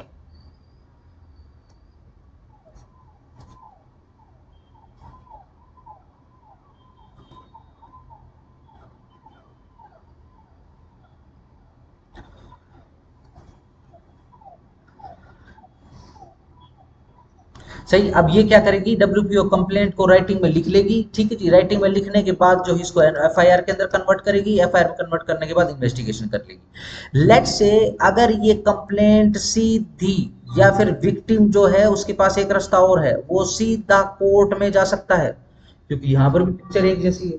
जैसे BNS में बता दिया कि लेट से अगर SHO मना कर दे कंप्लेंट लिखने से तो क्या होगा, तो क्या करना पड़ेगा, राइटिंग में SP को लिखनी पड़ेगी चिट्ठी। ठीक है ना, पोस्ट करनी पड़ेगी, चिट्ठी लिखनी पड़ेगी और पोस्ट करोगे रजिस्टर्ड। ठीक है जी। और अगर SP साहब भी कोई एक्शन नहीं लेते तो फिर क्या है, फिर आपको क्रिमिनल कंप्लेंट करनी पड़ेगी मजिस्ट्रेट साहब को। यहाँ पर भी यही, लेट से किसी भी तरीके से अगर ये FIR नहीं लॉन्च हो पाती है तो फिर क्या करेंगे, कंप्लेंट करेंगे। कंप्लेंट करने के बाद जैसे ही जज साहब देखेंगे कि भाई ये तो डोमेस्टिक वायलेंस वाला मामला चल रहा है, तो उसी समय तुरंत जो है WPO को डायरेक्शन दे देंगे, क्या, कि भैया या तो कंप्लेंट की तरह चला ले या फिर इसको FIR की तरह चला ले। वो जज साहब के ऊपर, जैसे BNSS के अंदर हमने पढ़ा। अगर कंप्लेंट की तरह चलाओगे तो डायरेक्शन इन्वेस्टिगेशन की जज साहब देंगे, पुलिस अपने डिस्क्रिप्शन से फैसला नहीं लेगी। ठीक हो गया, सिंपल। और अगर FIR हो ही गई है तो पुलिस इज फ्री। डन हो गया, सिंपल। कोई भी कार्रवाई करनी हो, चाहे अरेस्ट करना हो चाहे सर्च करना हो,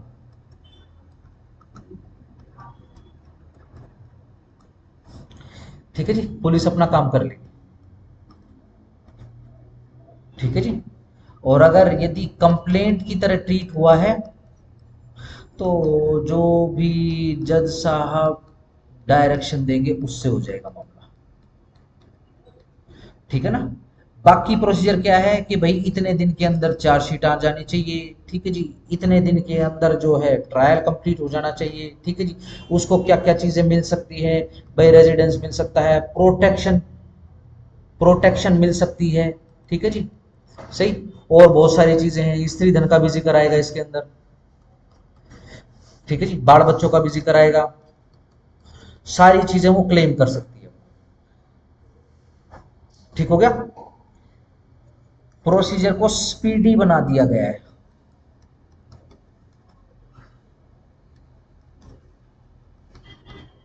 ठीक है जी। और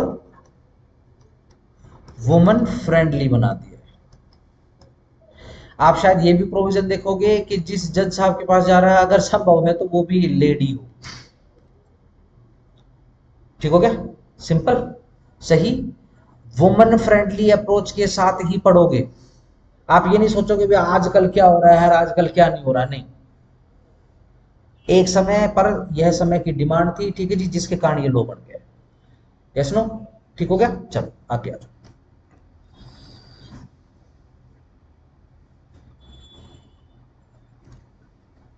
ठीक है जी।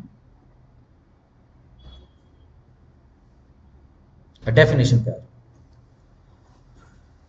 Aggrieved person. एग्रीव्ड का मतलब पीड़ित। पीड़ित, दुखियार।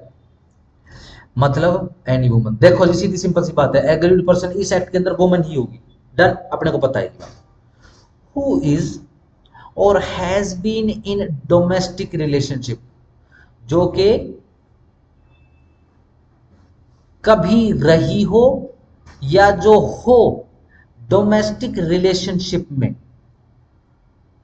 विद द रिस्पोंडेंट, रिस्पोंडेंट के साथ, and who alleges to have been subjected to any act of domestic violence by the respondent, और जिसके साथ क्या हुआ है, डोमेस्टिक वायलेंस हुआ है रिस्पोंडेंट के द्वारा।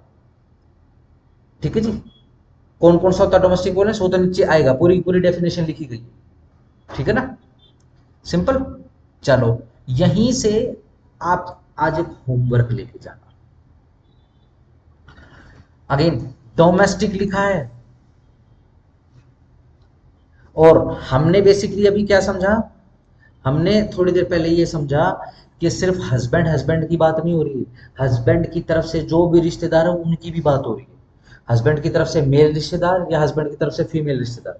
डन हो गया। हाँ। अब मैं आपसे क्या पूछ रहा हूं, जो होमवर्क है आपका, मैं हस्बैंड का नाम बदल देता हूं, इस रिलेशन का नाम बदल देता हूं। लिविंग इन, डबल एन होता है ना,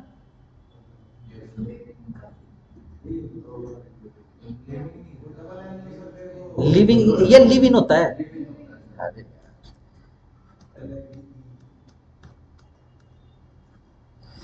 LIVEIN,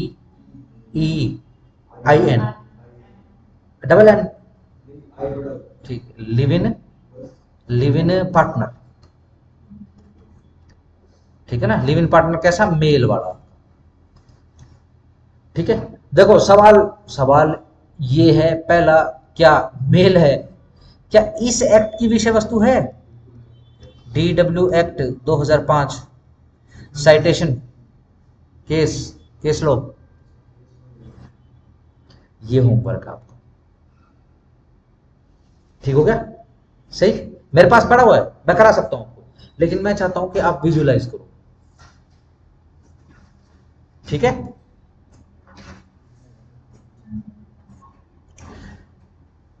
पहला सवाल। दूसरा सवाल, क्या इस इसको इसको बॉयफ्रेंड बोल दूं क्या? बोल दूं क्या इसका बॉयफ्रेंड? ये गलत तो नहीं हो जाएगा? मैं देखो, मेरे नॉलेज नहीं मेरे को। चलो हो ही जाएगा, और ना भी होगा अपने को क्या है। ये लो जी, BF। चलो BF तो चलो मान लिया। अब BF की तरफ से रिश्तेदार, BF की बहन, अच्छा, ये अलग, ये सगी ननद बनने की कोशिश कर रही, मैं बताती हूँ इसको। बहन हो गई, बीएफ की माँ हो गई, और बीएफ की दूसरी गर्लफ्रेंड हो गई, बीएफ का पापा, ये नहीं फीमेल, बीएफ की बुआ, बुआ, ठीक है ना, चाची ताई, सिर्फ फीमेल वाली बात कर रहा हूं मैं, ठीक है ना। देखो सीधी सिंपल सी बात है, अगर आप पार्टनर को शामिल कर रहे हो तो मेल तो पार्टनर, मेल मेल रिश्तेदार तो ऑटोमेटिक शामिल हो गए। मेरा तो सिर्फ आपसे कंसर्न है कि फीमेल रिश्तेदार ऑफ बीएफ भी शामिल है क्या।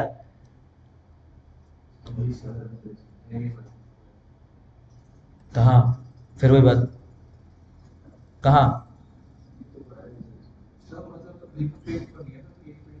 बेटा सर्च करोगे ना, ऐसे नहीं करना, ध्यान रखो। एडवोकेट जो भी बोलता है वो क्लेम कर रहा हो, तो आपकी तरफ से क्लेम है ये। आप कोर्ट में जाओगे ना तो जज साहब आपको इतनी इतनी लिवरेज नहीं देंगे, ठीक है ना। और जिस दिन जज साहब को गुस्सा आ गया ना, तो उस दिन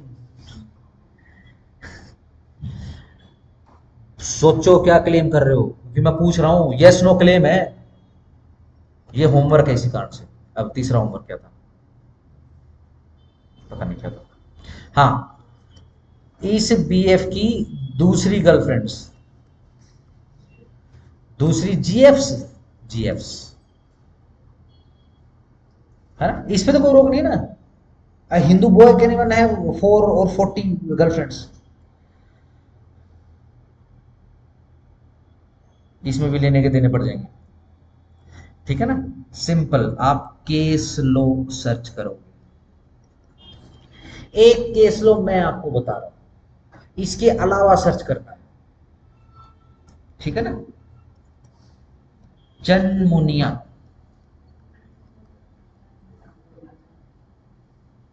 ठीक है ना, वर्सेस वीएस कुशवाहा,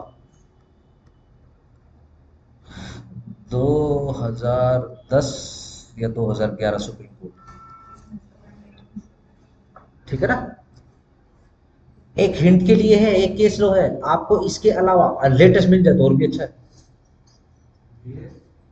कुशवाहा या वीरेंद्र सिंह कर लो खालिस, 2010 ही है शायद, मेरे को जितना याद आ रहा है,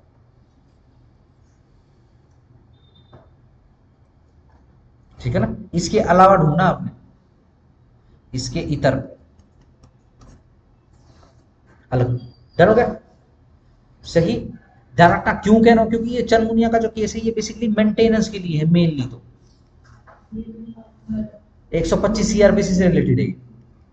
सुप्रीम कोर्ट ने बोल दिया हाँ, लिव इन पार्टनर भी एंटाइटल्ड है कि वो 125 सीआरपीसी की मेंटेनेंस ले सकता है, 125 यानी 144 बीएनएसएस की मेंटेनेंस ले सकता है, ठीक है ना। स्पेसिफिक डोमेस्टिक वायलेंस की बात कर रहे हैं, क्योंकि अगर आप इसको इसके अंदर शामिल करते हो तो ध्यान रखना इसकी जो भी है रिश्तेदार भी शामिल हो चुके, ठीक है ना। तीसरा सवाल डन हो गया, सिंपल सवाल समझ गए, सही। ये ढूंढना, चलो, चाइल्ड मतलब any person below the age of 18 साल, ये 18 साल से बच्चा है, and plus includes any adopted, underline करो स्टेप और फोस्टर चाइल्ड। सवाल आ जाता है सीधा, गुजरात में ये सिलेबस में है, लोअर जुडिशरी में, ठीक है जी, बहुत क्वेश्चन आता है इससे, डेफिनेशन क्लोज से। आओ जी, कंपनसेशन ऑर्डर मतलब कोई ऑर्डर जो कि सेक्शन 22 के अंदर दिया गया है, कस्टडी ऑर्डर जो सेक्शन 21 के अंदर दिया गया है। ई डोमेस्टिक इंसिडेंट रिपोर्ट, यस, अगर वुमन प्रोटेक्शन ऑफिसर के पास जाओगे, उसको अपना जो भी स्टेटमेंट वगैरह है उसको बताओगे या दोगे उसको स्टेटमेंट, तो वो क्या करेगी, वो डोमेस्टिक इंसिडेंट रिपोर्ट लिखेगी। अगर मैं कहूं कि डोमेस्टिक वायलेंस एक्ट के अंदर जो एफआईआर कटती है उनको डोमेस्टिक इंसिडेंट रिपोर्ट बोला जाता है, डीआईआर बोला जाता है, ठीक हो गया, तो गलत नहीं होगा। मतलब report made in the prescribed form on receipt of A complaint of domestic violence from aggrieved person, इसको क्या कहेंगे, डोमेस्टिक इंसिडेंट रिपोर्ट, सही। चलो जी, एफ,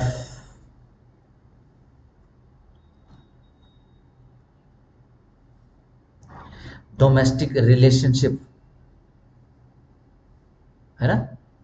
बुआ को शुद्ध उर्दू में फूफी भी बोल देते हैं। भाई वो फूफा है कि फूफी है कि, है ना। फूफा का रिश्ता ऐसा ही होता ना, वो नाराज बड़ा, है ना, ऐसी ऐसी इमेज बना दी है। कल को फूफा बनोगे ना, बड़ा बुरा लगेगा इसमें तो ना फूफा या फूफिया बनोगे ना तो बड़ा बुरा लगेगा। हाँ जी, मतलब रिलेशनशिप बिटवीन दो बंदे, अंडरलाइन करते हुए चले जाओ उसको। हु लिव, जो रहते हैं, और हैव, या फिर जो रहे हैं, at any point of time, किसी भी पॉइंट ऑफ टाइम, किसी भी समय, ठीक हो गया। lived together in a shared household, underline together, underline shared household, when, कब, they are related by consanguinity, जब वो कैसे संबंधित थे, या तो consanguinity से संबंधित थे, या शादी से संबंधित थे, या through a relationship in nature of marriage, marriage के जैसा रिलेशनशिप। consanguinity कुंबा, कुटुंब, कहाँ गया, कहाँ गया, कहाँ गया, ये मेन चीज, relationship in nature of marriage, marriage नहीं है लेकिन नेचर है मैरिज के जैसा उसका, जो रह रहे हैं आपस में, है ना। ये लिव टुगेदर लिखा जो आपने अंडरलाइन किया, सही हो गया। अडॉप्शन, और अंडरलाइन करो अडॉप्शन भी, और are family member living together as a joint family, या फिर ज्वाइंट फैमिली के जैसे रहते हो वो। इस बेर एक्ट के अंदर, इस एक्ट के अंदर इसको डोमेस्टिक रिलेशनशिप बोलते हैं, ठीक है ना। सिंपल आएगा कि डोमेस्टिक इंसिडेंशियल रिपोर्ट आ गई है किसके केस में, हस्बैंड के केस में, और उसके डोमेस्टिक रिलेटिव्स के केस में, तो हमको पता लग गया, ठीक है जी। ध्यान रखना, जो तीसरा सवाल आपसे पूछा गया होमवर्क का, उसके अंदर गर्लफ्रेंड्स भी लिख सकते हो, और मान लो अगर किसी की दूसरी पत्नियां हैं तो वो भी लिख सकते हो, ठीक है। चौथा सवाल अगर बढ़ाना ही है तो, क्या सेकुलर है क्या ये एक्ट, या चौथा सवाल अगर बढ़ाना तो कितना ही बढ़ा सकते हो, ठीक है ना, ज्यादा टेक्निकलिटी में नहीं जा रहा हूं। चलो, डोमेस्टिक वायलेंस का मतलब वो जो सेक्शन 3 के जो एक्ट कर दिए गए हैं। Dowry shall have the same meaning, जो कि साइन किया गया है section 2 of dowry prohibition act 1961 को।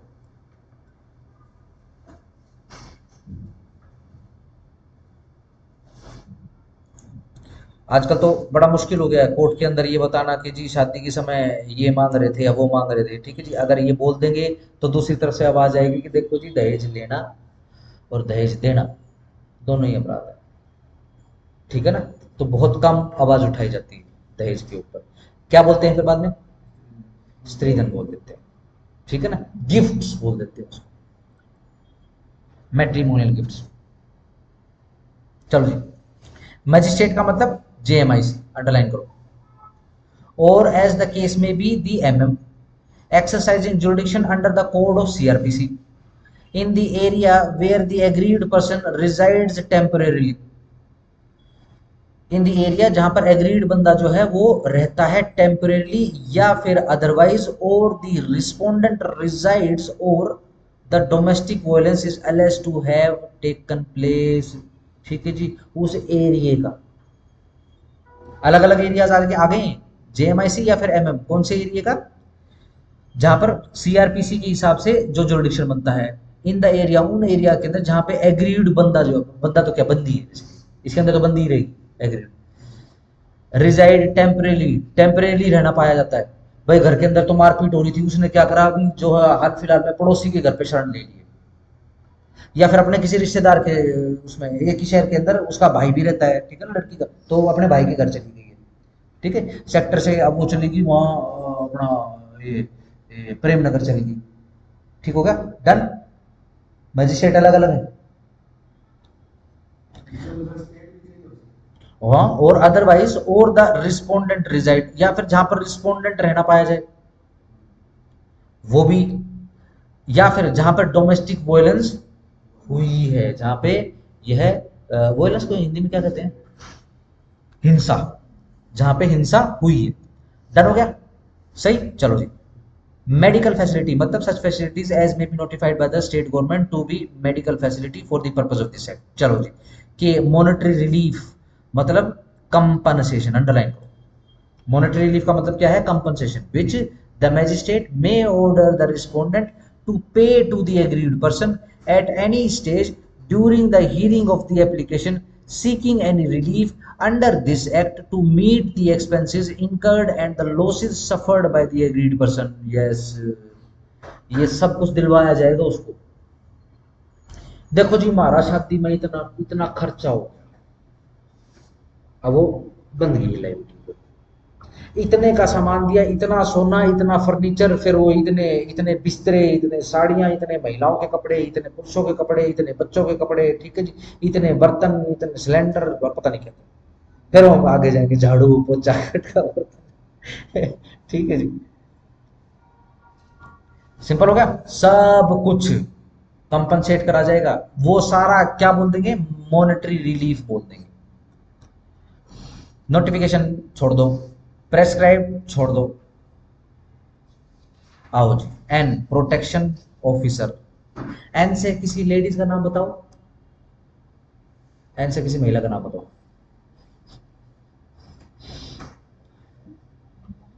बताओ ना, एन से लेडी का नाम बताओ ना, से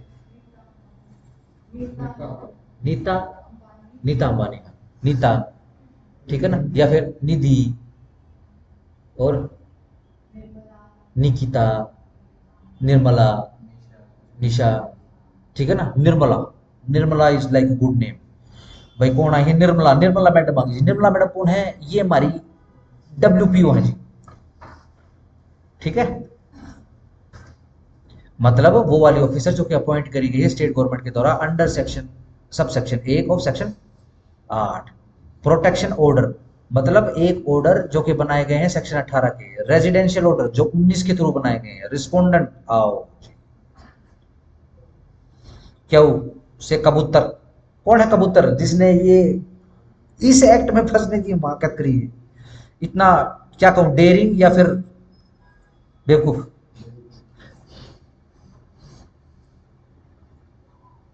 मतलब एनी एडल्ट, शाबाश, अंडरलाइन करो, any adult male person who is और has been in domestic relationship, जो रहता है या रहा हो कभी डोमेस्टिक रिलेशनशिप में एग्रीड पर्सन के पास के साथ, एंड अगेंस्ट होम या फिर जिसके अगेंस्ट, और साथ साथ में एंड के ऊपर लगा लेना, और साथ साथ में जिसके अगेंस्ट में एग्रीड पर्सन ने सोट किया है कोई भी रिलीफ इस एक्ट के अंदर प्रोवाइड, परंतु यह बता दिया जाता है कि एक एग्रीड वाइफ या फिर female living in relationship in the nature of a marriage may also file a complaint, शाबाश, against relative of the husband और मेल पार्टनर। ये लो, इसमें तो कोई नंबर नंबर नहीं लिखा हुआ, ठीक है जी, बैरेट पे लिखा हुआ है क्या,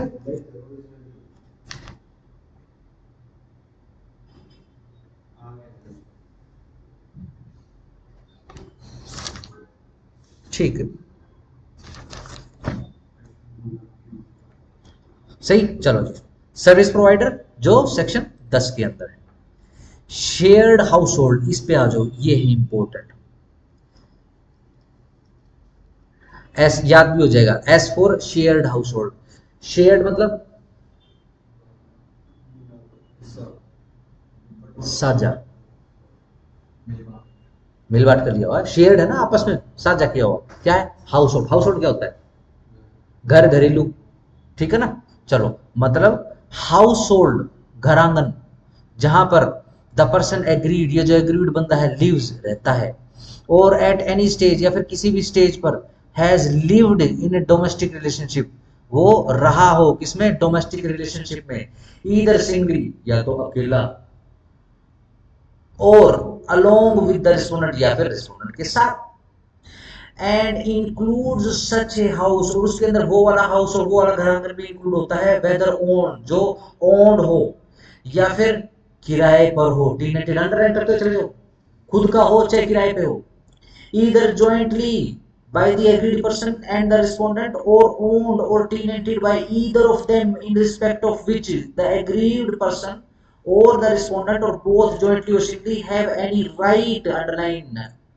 any title underline, any interest underline, any equity, and includes such household which may belong to the joint family, underline करो, joint family का है वो भी included है इसके अंदर, ऑफ विच जिसमें रिस्पोंडेंट इज द मेंबर, जिसके अंदर रिस्पोंडेंट मेंबर है, इररिस्पेक्टिव कोई फर्क नहीं पड़ता है ऑफ वेदर द रिस्पोंडेंट और the aggrieved person has any right, कि उनका कोई राइट टाइटल इंटरेस्ट बनता है उस शेयर हो हाउस होल्ड के अंदर या फिर नहीं बनता है।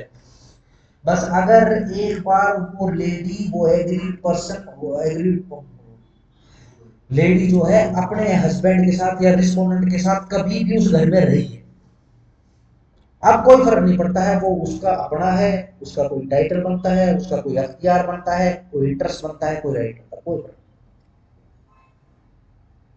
हर प्रकार का घर यानी शामिल करती है इसमें।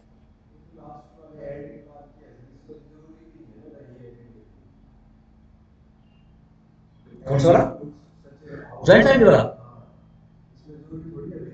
ना ना ना, ये तो रहना ही पड़ेगा, ये ऊपर आ गया ना, lives at any stage, lived in domestic relationship, यहां से उठाओगे फिर नीचे अलग अलग आ गए, 1 2 3 कर लो, चलो दोबारा से पढ़ता हूँ, फिर 1 2 3 लिख लेते हैं, इसमें कितने प्रकार के घर शामिल करते हैं, इंक्लूसिव डेफिनेशन है, ध्यान रखना है, मतलब वो वाला घर आंगन जहां पर पर्सन एग्रीड जो है रहता है, लिव्स, है ना, प्रेजेंट इंडेफिनिट टेंस आ गया, लिव्स ऐसा ऐसा लग गया, या और या फिर eight any stage has lived, या फिर किसी भी स्टेज पर वो रहा है, किसमें, डोमेस्टिक रिलेशनशिप में, घरेलू रिश्तेदारी में, इधर या तो सिंगली अकेला अकेला, या फिर अलोंग विद द रिस्पोंडेंट, या फिर रिस्पोंडेंट के साथ, बस ये एक फेज ऑफ डेफिनेशन खत्म हो गया है, ठीक है ना, यहां से कहां गया, कहां गया, एंड इंक्लूड्स सच हाउस, ठीक है जी, अब यहां से शुरू हो जाएगा सच हाउस से, ये ब्रैकेट लगा सकते हो यहां से, सच हाउस से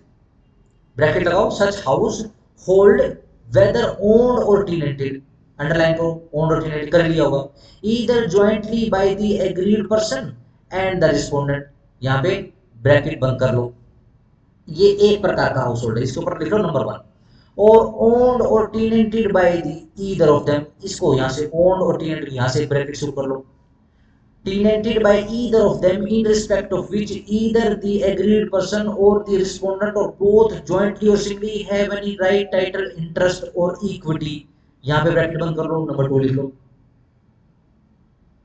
and includes such household which may belongs to the joint family, ठीक है जी, of which, ये joint family से शुरू कर लो, ब्रैकेट शुरू कर लो, जहां पर रिस्पोंडेंट जो हम मेंबर है, जॉइंट फैमिली का सिर्फ मेंबर है, इरिस्पेक्टिव कोई फर्क नहीं पड़ता रिस्पोंडेंट का या फिर एग्रीड पर्सन का कोई राइट, टाइटल, इंटरेस्ट बनता है उस शेयर हाउस होल्ड के अंदर के नहीं बनता है। हाँ, ये बात आपकी बिल्कुल ठीक है कि इस वाले घर के अंदर वो चाहे वहां पे रहते भी नहीं है तो भी उनका अख्तियार होता है, ठीक है ना, अभी अभी रिजाइन डाला है।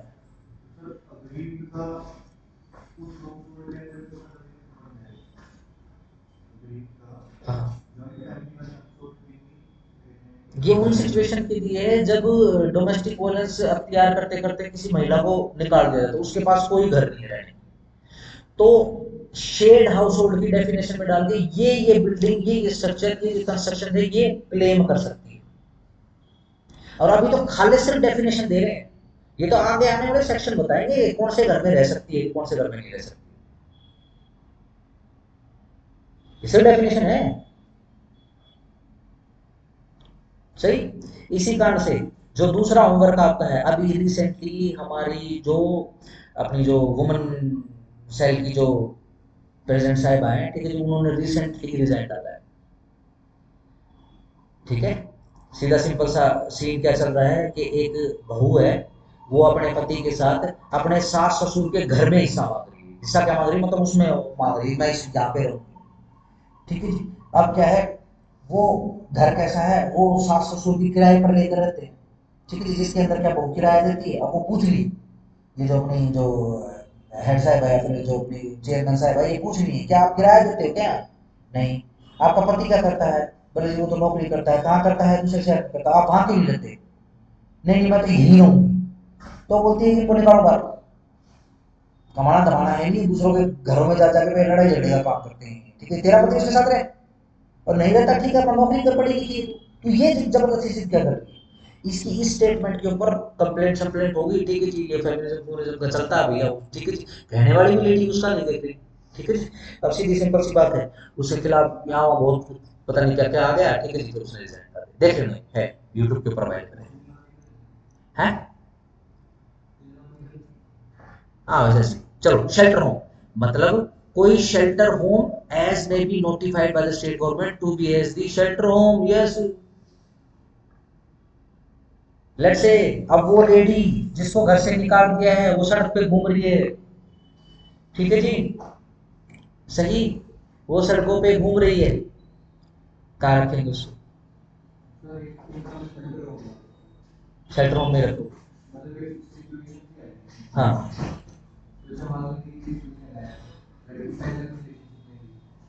रिलेशनशिप मतलब शादी। हाँ हम्म, हम्म, हम्म। पहले तो आप वो देखोगे ना, साइटेशन देखोगे। हम बिना साइटेशन देख के जो है अब वो क्वालिफिकेशन में आ गए। ठीक है ना? अब मान लो आजकल तो भाई साहब हर किसी का पास होता है। ये बिजनेस मॉडल नहीं है, ये तो एक्ट है। ठीक है ना? एक लड़की कितनी जगह से मेंटेनेंस क्लेम कर सकती है भाई? 10 साल पहले ये जो आज जो बन गया है ना, विधायक बन गया, ये मेरा पक्का ट्रू बॉयफ्रेंड था, ये मेरा कच्चा बॉयफ्रेंड था, मैं यहाँ से ले लूंगी वहां से, ऐसे नहीं। ठीक है ना? इसी कारण से मैंने आप, मेरी स्पेसिफिक इंटेंशन थी कि आप खुद देखोगे, आपको देखना पड़ेगा वो जो क्या बोलते हैं साइटेशन। ठीक हो गया? सिंपल। आज क्लास के बाद एक राज का सेशन और लगाएंगे, उसके अंदर मैं आपको जैसे ये जो वकील नंबर और गूगल के ऊपर ये जो लंबे लंबे केसेस आते हैं, ये सर्च कैसे करते हैं और इसके अंदर क्या चीज पढ़ते हैं, कैसे पढ़नी चाहिए। ठीक है ना? कैसे सीधा पॉइंट के ऊपर जाए, इसकी मैं थोड़ी सी मदद कर पाऊँ। और जजमेंट वही बता रहा हूँ, साइटेशन वही तो होती है। तेल ना हो जाएगी। हाँ देखो जरा निशान लगाओ, कौन कौन सी इंपोर्टेंट है डेफिनेशन। एग्रीड पर्सन ए पे निशान लगाओगे, ई पे निशान लगाओ, एफ पे निशान लगाओ।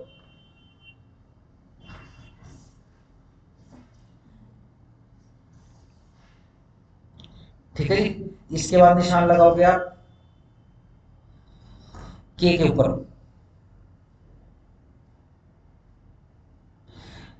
एन के ऊपर निशान लगाओ, क्यू के ऊपर निशान लगाओ, एस और टी के ऊपर निशान लगाओ। ठीक है, सिर्फ याद करने के लिए मैं याद करवा देता हूं। देखो एस फॉर शेल्टर आई गया है। ठीक है ना? Sorry, S for shared house hold आई गया है। ठीक है ना? टी फॉर शेल्टर, देखो लकड़ी से ही बनेगा शेल्टर। ठीक है ना? ट्री से। टी फॉर शेल्टर, पेड़ के नीचे प्रिज्यूम कर लेना एक शेल्टर बनाओ। ठीक हो गया? बोलने दो, कबूतर है, क्वैक क्वैक क्वैक क्वैक करने दो, कोई नहीं सुनता, इसी कोई औकात ही नहीं। समझ गए? कबूतर की क्या फॉर कबूतर होता है, के फॉर कबूतर नहीं होता। के में तो के मिलेगा, के में तो भाई साहब बहुत कुछ मिलेगा। ठीक है ना? क्या मिलेगा? मॉनेटरी रिलीफ मिलेगा। उसके बाद क्या है?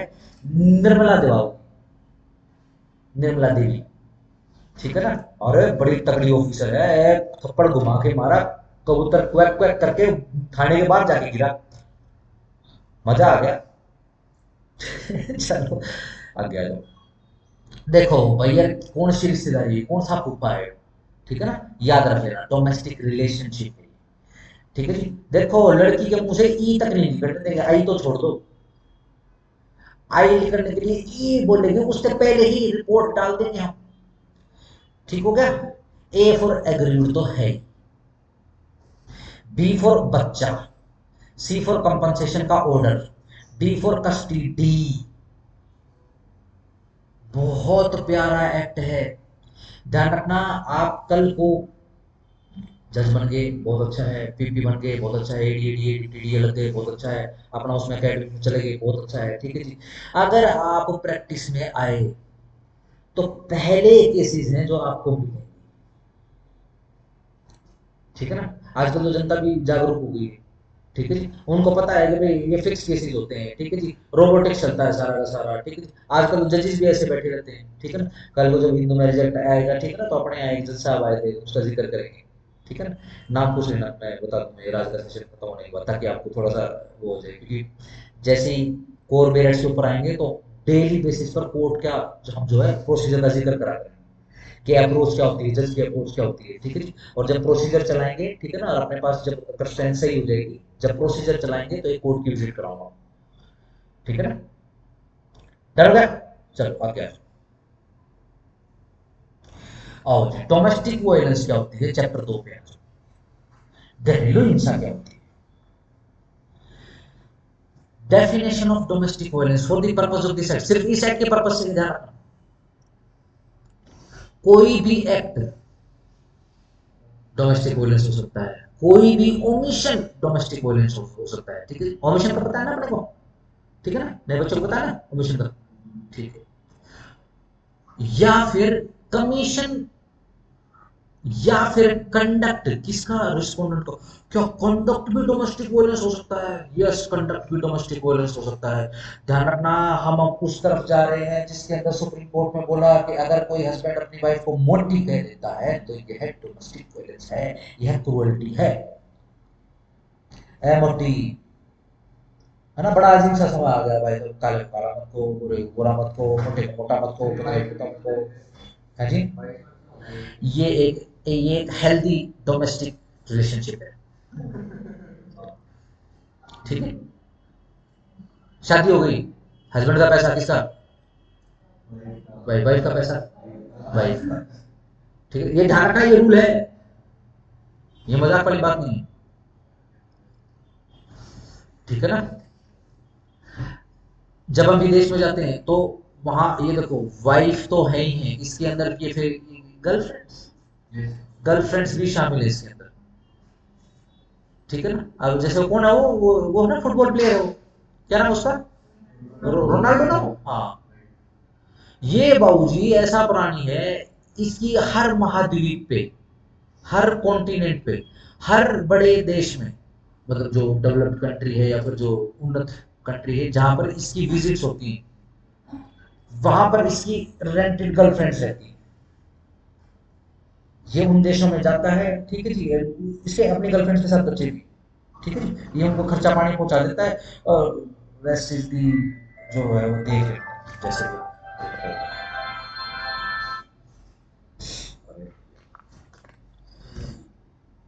ठीक हो गया। अगेन, क्या कंडक्ट भी हो सकता है, आपने स्पेसिफिक अंडरलाइन कर लिया है, कमीशन तो है ही है, जब वो कमीशन का मतलब तो कमिट कर रहा है, क्या कंडक्ट हो सकता है, यस वो भी हो सकता है। Constitute domestic violence in case, ये है लिखा हुआ है, इट है, चलो, इट हार्म्स, ये हार्म करता है या फिर इंजर करता है या फिर एंडेंजर करता है, किसको, हेल्थ को, किसको, सेफ्टी को, किसको, लाइफ को, किसको, लिम्ब को, या फिर वेल बीइंग को। इतनी सारी चीजों को, सारियों को कर दे, इंजर कर दे, हार्म कर दे, एंडेंजर कर दे, या इनमें से किसी एक को, ठीक हो गया, सही। अच्छा वैसे बताओ, क्या हेल्थ इश्यू हो जाते हैं क्या, लेट्स से अगर डोमेस्टिक वायलेंस हो जाए, क्या लेडीज को, पुरुषों को ना होता कुछ भी, उनसे उनसे नहीं पूछ रहा तो बताओ क्या हेल्थ इश्यू होते हैं, तो वर्षा नहीं है ना, उससे पूछते, वो डोमेस्टिक रिलेशनशिप में रहते हैं।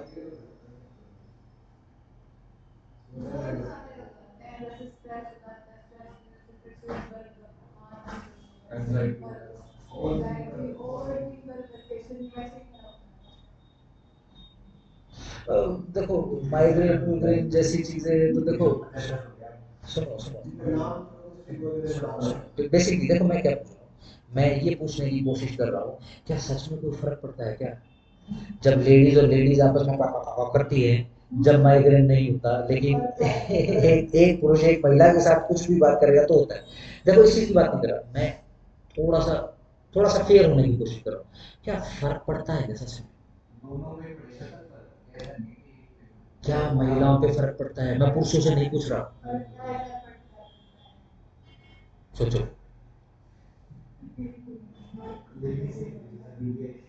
पता है? ये हमारे पास बच्चा बैठा हुआ है, ठीक है। ये देखो, वो वकील साहब समझ गई कि ये मेरे फायदे की बात है। पढ़ता है, पढ़ता है, पढ़ता है, ठीक है ना, ध्यान रखना, पढ़ता है, ठीक है ना।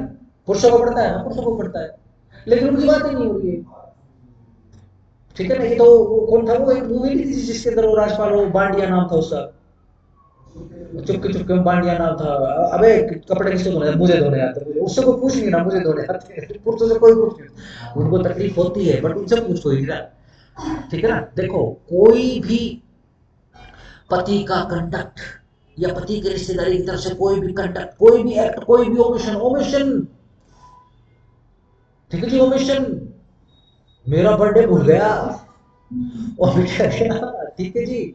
और ये कौन सा होता है, ये करवा चौथ भूल गया, ठीक है जी। उसको उसको बेचारे को पता नहीं, उसको अपना बर्थडे भी याद नहीं हो, उसके ऐसे घूमता रहता है उठ करके सारा दिन, ठीक है जी। डन।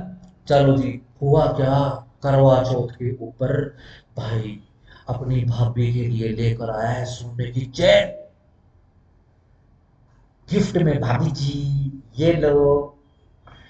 वाइफ ने पूछा, अबे मेरे लिए क्या लाया बोतलू, मेरे लिए क्या लेके आया है?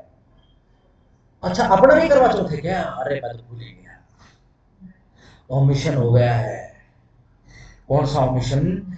जिससे हेल्थ, सेफ्टी, लाइफ, लिव और वेल बीइंग के ऊपर फर्क आ जाए। कौन सा फर्क? या तो हार्म हो जाए, या फिर इंजर हो जाए, या फिर एंडेंजर हो जाए। एंडेंजर मतलब खतरे में, हेल्थ खराब हो जाएगा क्या? हो गया है, क्या बात कर रहे हो, सही। जब ये स्पेसिफिक इंसिडेंट लिया है मैंने, ठीक है जी। ये हिंदू मैरिज एक्ट जब कराऊंगा तो ये ग्राउंड है डाइवोर्स का, सेक्शन 13 में ग्रामेटिकल वेरिएशंस ऑफ डेजर्शन में आ जाता है ये, बड़ा इशू है, ठीक हो गया। मैं सिर्फ आपको ये बताने की कोशिश कर रहा हूँ कि कभी कोई विजुलाइज करे तो भाई भाई वाइफ और हस्बैंड में भीषण भीषण चल रही है, उसने मुक्का मारा, उसने गोली मार दी, उसने वो डंडा उठाया, वो मार दिया, तलवार चला दी। सिर्फ ये शारीरिक हिंसा की बात नहीं है, मेंटल भी हो सकता है, ठीक है जी। डन। सेफ्टी, लाइफ और लिव, लिव मतलब अंग, किसी पर्टिकुलर अंग के ऊपर कोई भी जो है नुकसान आ जाए, इवन खतरे में आ गया तो भी डोमेस्टिक वायलेंस बन जाएगी, ठीक है। तो जब विजुलाइज करो तो सिर्फ भीषण भीषण विजुलाइज मत करना, any incident, any conduct, any act, any omission, any commission, any non commission, सब कुछ इंक्लूड हो जाएगा, ठीक हो गया।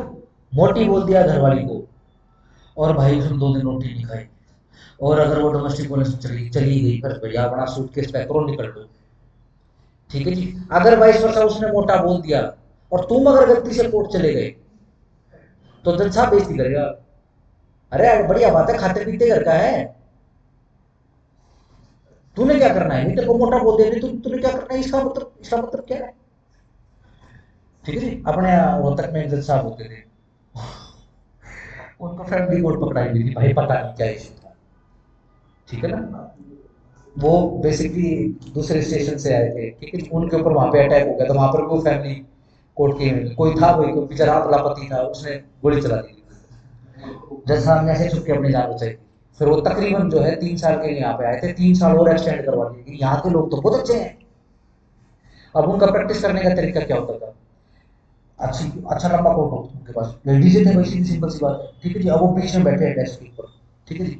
अब वो यूं करके बैठे हैं, काम तो कुछ नहीं होता, सारा रोबोटिक्स का काम होता है, ठीक है जी। इसके अंदर मेन काम क्या होता है, क्रॉस एग्जामिनेशन करना है, ठीक है जी।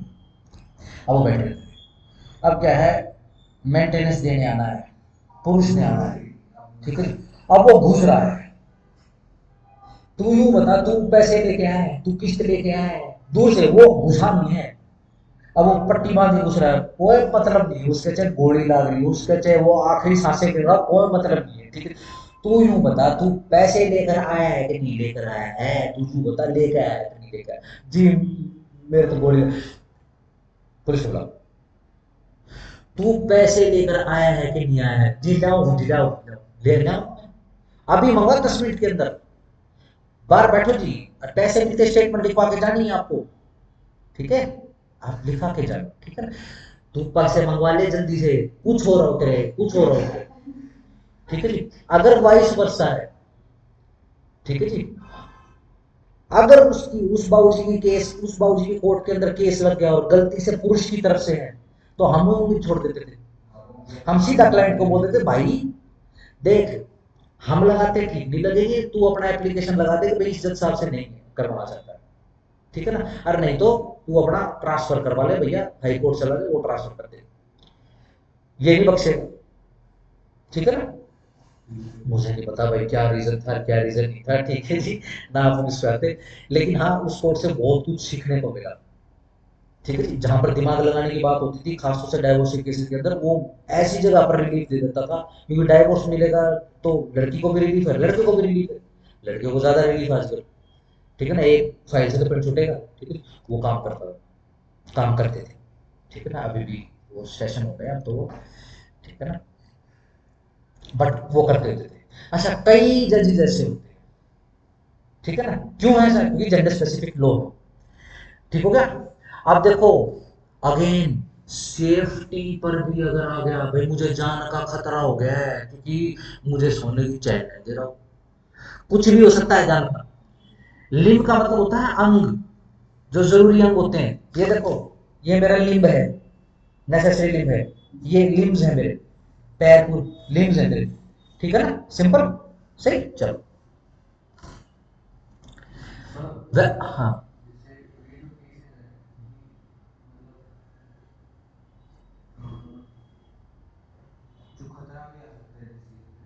हाँ। हम्म,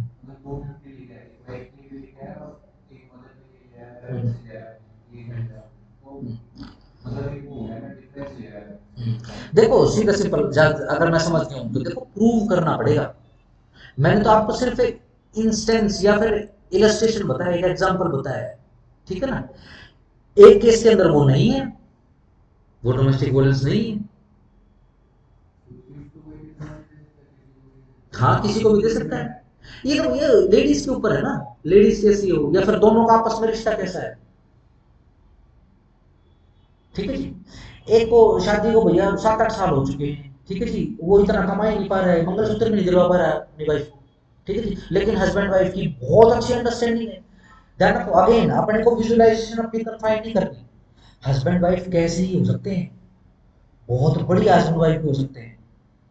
हमारे शास्त्रों में जब वाइफ के बारे में बताया गया है, किसी पुरुष को यदि मुक्ति नहीं मिल रही तो भाई वो विवाह कर ले, उसके जीवन में जब कन्या आएगी तो मोक्ष प्राप्त कर लेगा वो, शादी मोक्ष का रास्ता है। आजकल बाईपास हो गया है, ठीक है ना, लेकिन मैं एक्चुअली रिलीजन की बात कर रहा हूँ, ठीक है ना, मोक्ष के लिए धर्म पत्नी आपको मोक्ष तक लेकर जाती है, अगर वो ऐसी है, ठीक है ना, डन। अब अगेन ये तो प्रूव करोगे कि भाई उसको गिफ्ट देना तेरे लिए डोमेस्टिक वायलेंस कैसे, प्रूव हो गया तो ठीक, आ जाए, नहीं प्रूव तो नहीं।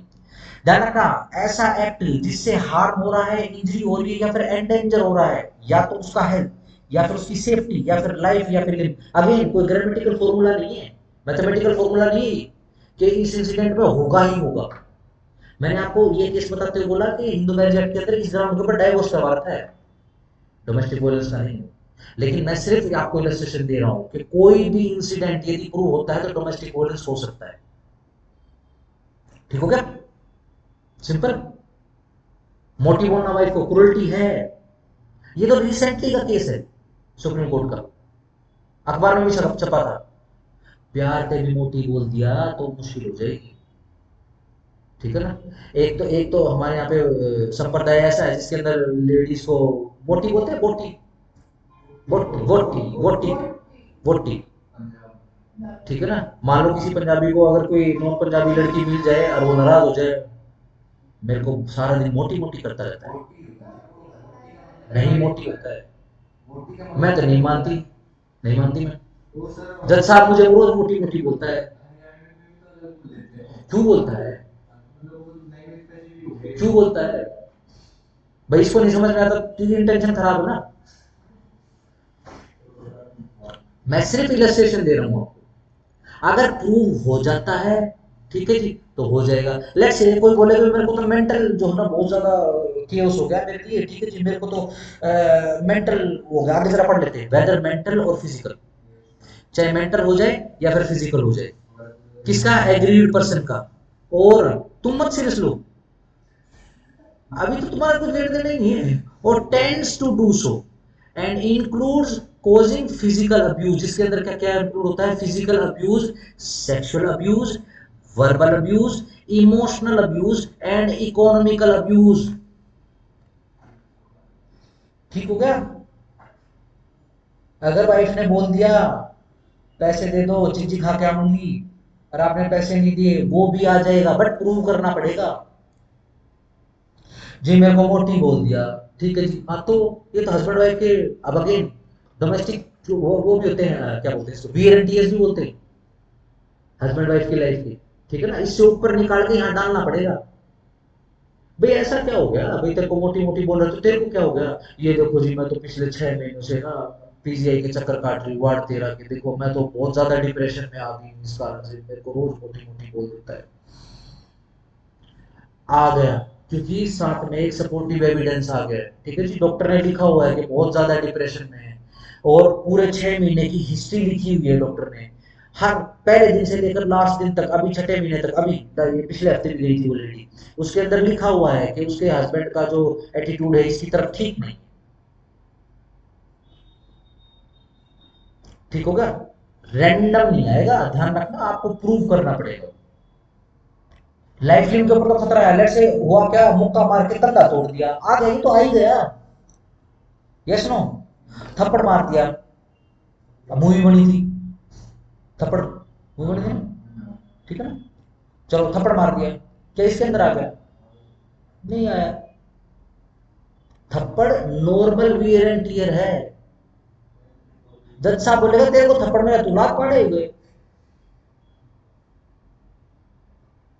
समझ पा रहे हो। ध्यान रखना, कोर्ट किसी को जबरदस्ती का हस्बैंड या कोर्ट किसी को जबरदस्ती की वाइफ नहीं दे सकता, नहीं दे सकता। एक unwilling husband can not be availed at any cost, so as with the vice versa. डर हो गया, बट यहां पे डालने के लिए प्रूव करना पड़ेगा, सिर्फ क्लेम करना इज नॉट काफी, सही है। ध्यान रखना, सिर्फ डेफिनेशन बता रहे हैं, यहाँ पे प्रूव नहीं कर रहे, ये नहीं लिखा हुआ कि सिर्फ जाके क्लेम कर दो कोर्ट के सामने और कोर्ट मान लेगी ना, ऐसा थोड़ा होता है। कोर्ट के सामने जो कुछ भी बोलोगे, छोटा सेंटेंस बोलोगे या बड़ा सेंटेंस बोलोगे, एक एक वर्ड एक एक कोमा प्रूव करना पड़ेगा, ठीक है, सिंपल है चीजें, ठीक है ना, सिर्फ डेफिनेशन आपको बताई जा रही है, ये फिक्स नहीं किया जा रहा कि ये हो गया, आप प्रूव करोगे तो बन जाएगा। ठीक हो गया, चलो टाइम भी हो गया आपका, देखो कल जो है आपका चैप्टर 3 निपटाया जाएगा पूरा का पूरा।